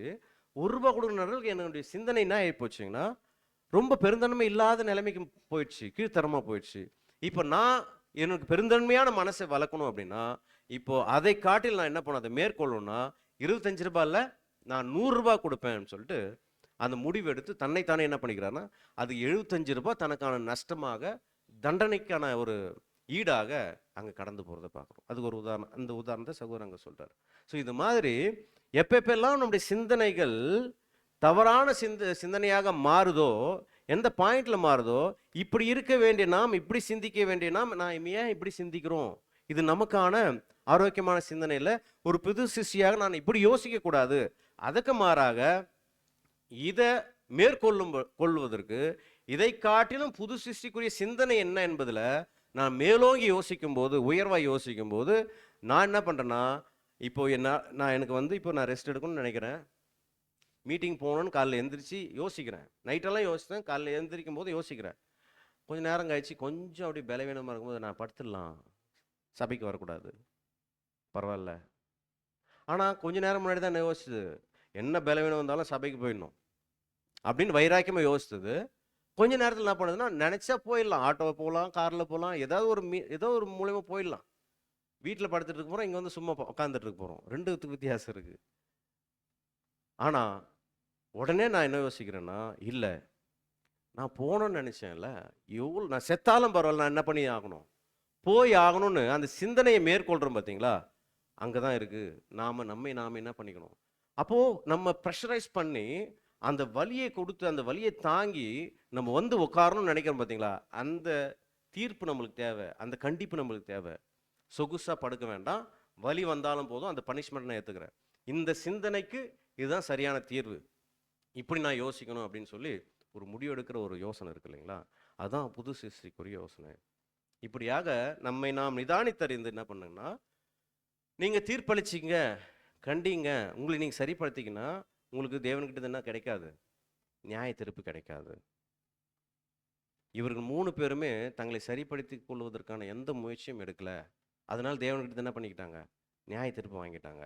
ஆனால் நமக்கு என்ன வாய்ப்பு இருக்குன்னா, நிறைய பாடங்கள் சத்தியங்கள் தொடர்ந்து கிடைச்சிட்டே இருக்கு. ஒருவேளை எங்கேயாவது நம்முடைய சிந்தனைகளோ இருதயமோ திசை திரும்புமானால் அதை சரிப்படுத்திக் கொள்வதற்கான அநேக வாய்ப்புகளை தேவன் உருவாக்கி கொடுக்கிறாரு. அநேக சத்தியங்கள் நம்மை நோக்கி வருவது. ஆனால் தேவனுடைய சார்பிலிருந்து அநேக வாய்ப்புகள் உருவாக்கப்படுது. ஆனால் நம்முடைய சார்பிலிருந்து சரிப்படுத்திக் கொள்வதற்கு என்ன முயற்சிகள் எடுக்கப்படுகிறது என்பதை நம்ம கவனித்து பார்க்கணும். முயற்சிகள் எடுக்கப்படலைன்னா பரிதாபம். முயற்சிகள் எடுக்கப்படுவதற்கான வாய்ப்புகளை தேவனே கொடுக்கும்போது, நாம் முயற்சிகள் எடுக்காமல் அப்படியே கடந்து போகும்போது கசப்பின் வேறு வளரமே தவிர அது இருதயம் முழுவதுமாக கசப்பு படர்ந்திருக்கும். இப்போ கடைசியாக தேவன் கேட்குறாரு, இப்போ இருதயத்தை அறியத்தக்கவன் யார் அப்படின்னு கேட்கும்போது, நீங்கள் இருதயத்தை கவனித்து பார்த்தீங்களா, உங்கள் இருதயத்தை நீங்கள் அறிஞ்சிருக்கீங்களான்னு தேவன் கேட்டால், இப்போ நம்ம அறிஞ்சிருக்கிறோமா? அப்போ அறிஞ்சிருந்தா இப்போ தேவன் சொல்கிறாரு, நீங்கள் அறிஞ்சு நீங்கள் வச்சிருக்கீங்களா அந்த இருதயம் நல்ல இருதயமா கெட்ட இருதயமான்னு தெரிஞ்சு போச்சா? இப்போ உங்களுடைய இருதயத்தை எனக்கு தா. அப்போ எந்த இருதயத்தை கொடுக்க போகிறோம் நாம? நல்ல இருதயமா கசப்பான இருதயமா? கசப்பான இருதயத்தை தேவன் விரும்புறதில்ல. அதனால தான் அப்படிப்பட்டவர்களை தேவன் கிட்டேயே அவருடைய கிருபையே அவங்களுக்கு கொடுக்கறதில்ல. அப்போ எப்படி தேவனுடைய அரவணைப்பும் வழிநடத்தலும் கிடைக்கும்? கிடைக்காது. அப்போ நல்ல இருதயம். அதனால தான் சொல்றாரு நீதிமொழிகள் 4:23, எல்லா காவலோடும் உன் இருதயத்தை காத்துக்கொள், அதனிடத்து நின்று ஜீவ ஊற்று புறப்படும். எல்லா காவலோடும் உன் இருதயத்தை காத்துக்கொள், அதனின்று ஜீவ ஊற்று புறப்படும். அதுதான் உங்களுடைய புது சிஷ்யனுடைய இருதய நிலை. அங்கிருந்து என்ன வரணும்? ஜீவ ஊற்று வரணும். ஜீவனுக்கான யோசனைகள், ஜீவனுக்கான பேச்சு, நடவடிக்கைகள், கிரியைகள் வரணும். நாம் மற்றவங்களுக்கு அது ஜீவனை கொண்டு வரதா இருக்கணும். நமக்கும் ஜீவனை கொண்டு வரணும், மற்றவங்களுக்கு ஜீவனை கொண்டு வரதா இருக்கும். ஆனால் கசப்பு என்பது நமக்கும் அழிவை கொண்டு வரும், மற்றவங்களுக்கு அழிவை கொண்டு வரும். அப்போ இருதயத்துக்குள் கசப்பு வச்சிருக்கிறோமா, அல்ல எல்லா காவலோட காத்துக்கொண்டு சுத்தமான தேவன் விரும்புகிற இருதயமா நம்ம வச்சிருக்கிறோமா பார்த்தோம்னா நமக்கு தெரிஞ்சிடும் நாம் இன்னைக்கு எந்த இருதய நிலைமையோடு உட்காந்துட்டு இருக்கிறோம். தேவன் இந்த பாடத்தை கொடுப்பதன் மூலமாக நம்மகிட்ட என்ன விரும்புகிறார் அப்படின்னா, தேவன் சொல்றார், என் மகனே உன் இருதயத்தை எனக்கு தா. நீதிமொழிகள் 23:26 வசனம் வாசிக்கலாம். என் மகனே உன் இருதயத்தை எனக்கு தா, உன் கண்கள் என் வழிகளை நோக்குவதாக. அப்போ உன் இருதயம் எனக்கு சொந்தமானது, நீ எனக்கு கொடுத்துட்டீங்க, உடன்படிக்கையில் கொடுக்குறேன்னு வந்துட்டீங்க. ஆனால் அந்த இருதயத்தை எப்படி மாற்றி கொடுங்க? பரிசுத்தமா தேவன் விரும்புகிற இருதயமாக மாற்றி கொடுங்க. கசப்பான இருதயம் தேவனுக்கு வேண்டாம். அப்போது தெரிஞ்சு போச்சு, அறிஞ்சிட்டோம். இனிமேல் நாம் எந்த இருதயத்தை வளர்த்தெடுக்க போகிறோம், அது தேவனுக்கு கொடுப்பதற்கு என்பதை நாம் கவனத்தில் வைத்துக்கொண்டு இந்த பாடத்தை கொடுத்த நம்முடைய பிதாவாகிய தேவனுக்கு நாம் நன்றிகளை எடுத்துக்கொள்ளலாம். அதே நேரத்தில் மத்திக்கரை சபையை சார்ந்த சகோதர சகோதரர்களுக்கும் என் நன்றிகளை எடுத்துக்கொள்கிறேன். தேவன் தாமே தம்முடைய வார்த்தையின் மூலமாக நம்மை ஆசீர்வதித்து வழிநடத்துவாராக. ஆமென். நேரம் ஓகேங்களா? பிரதர் சொன்னார் நீங்கள் தாராளமாக நேரம் எடுத்துங்கன்னாரு. அதனால தான் நான் பொறுமையாக போயிட்டு இருந்தேன். ஏன்னா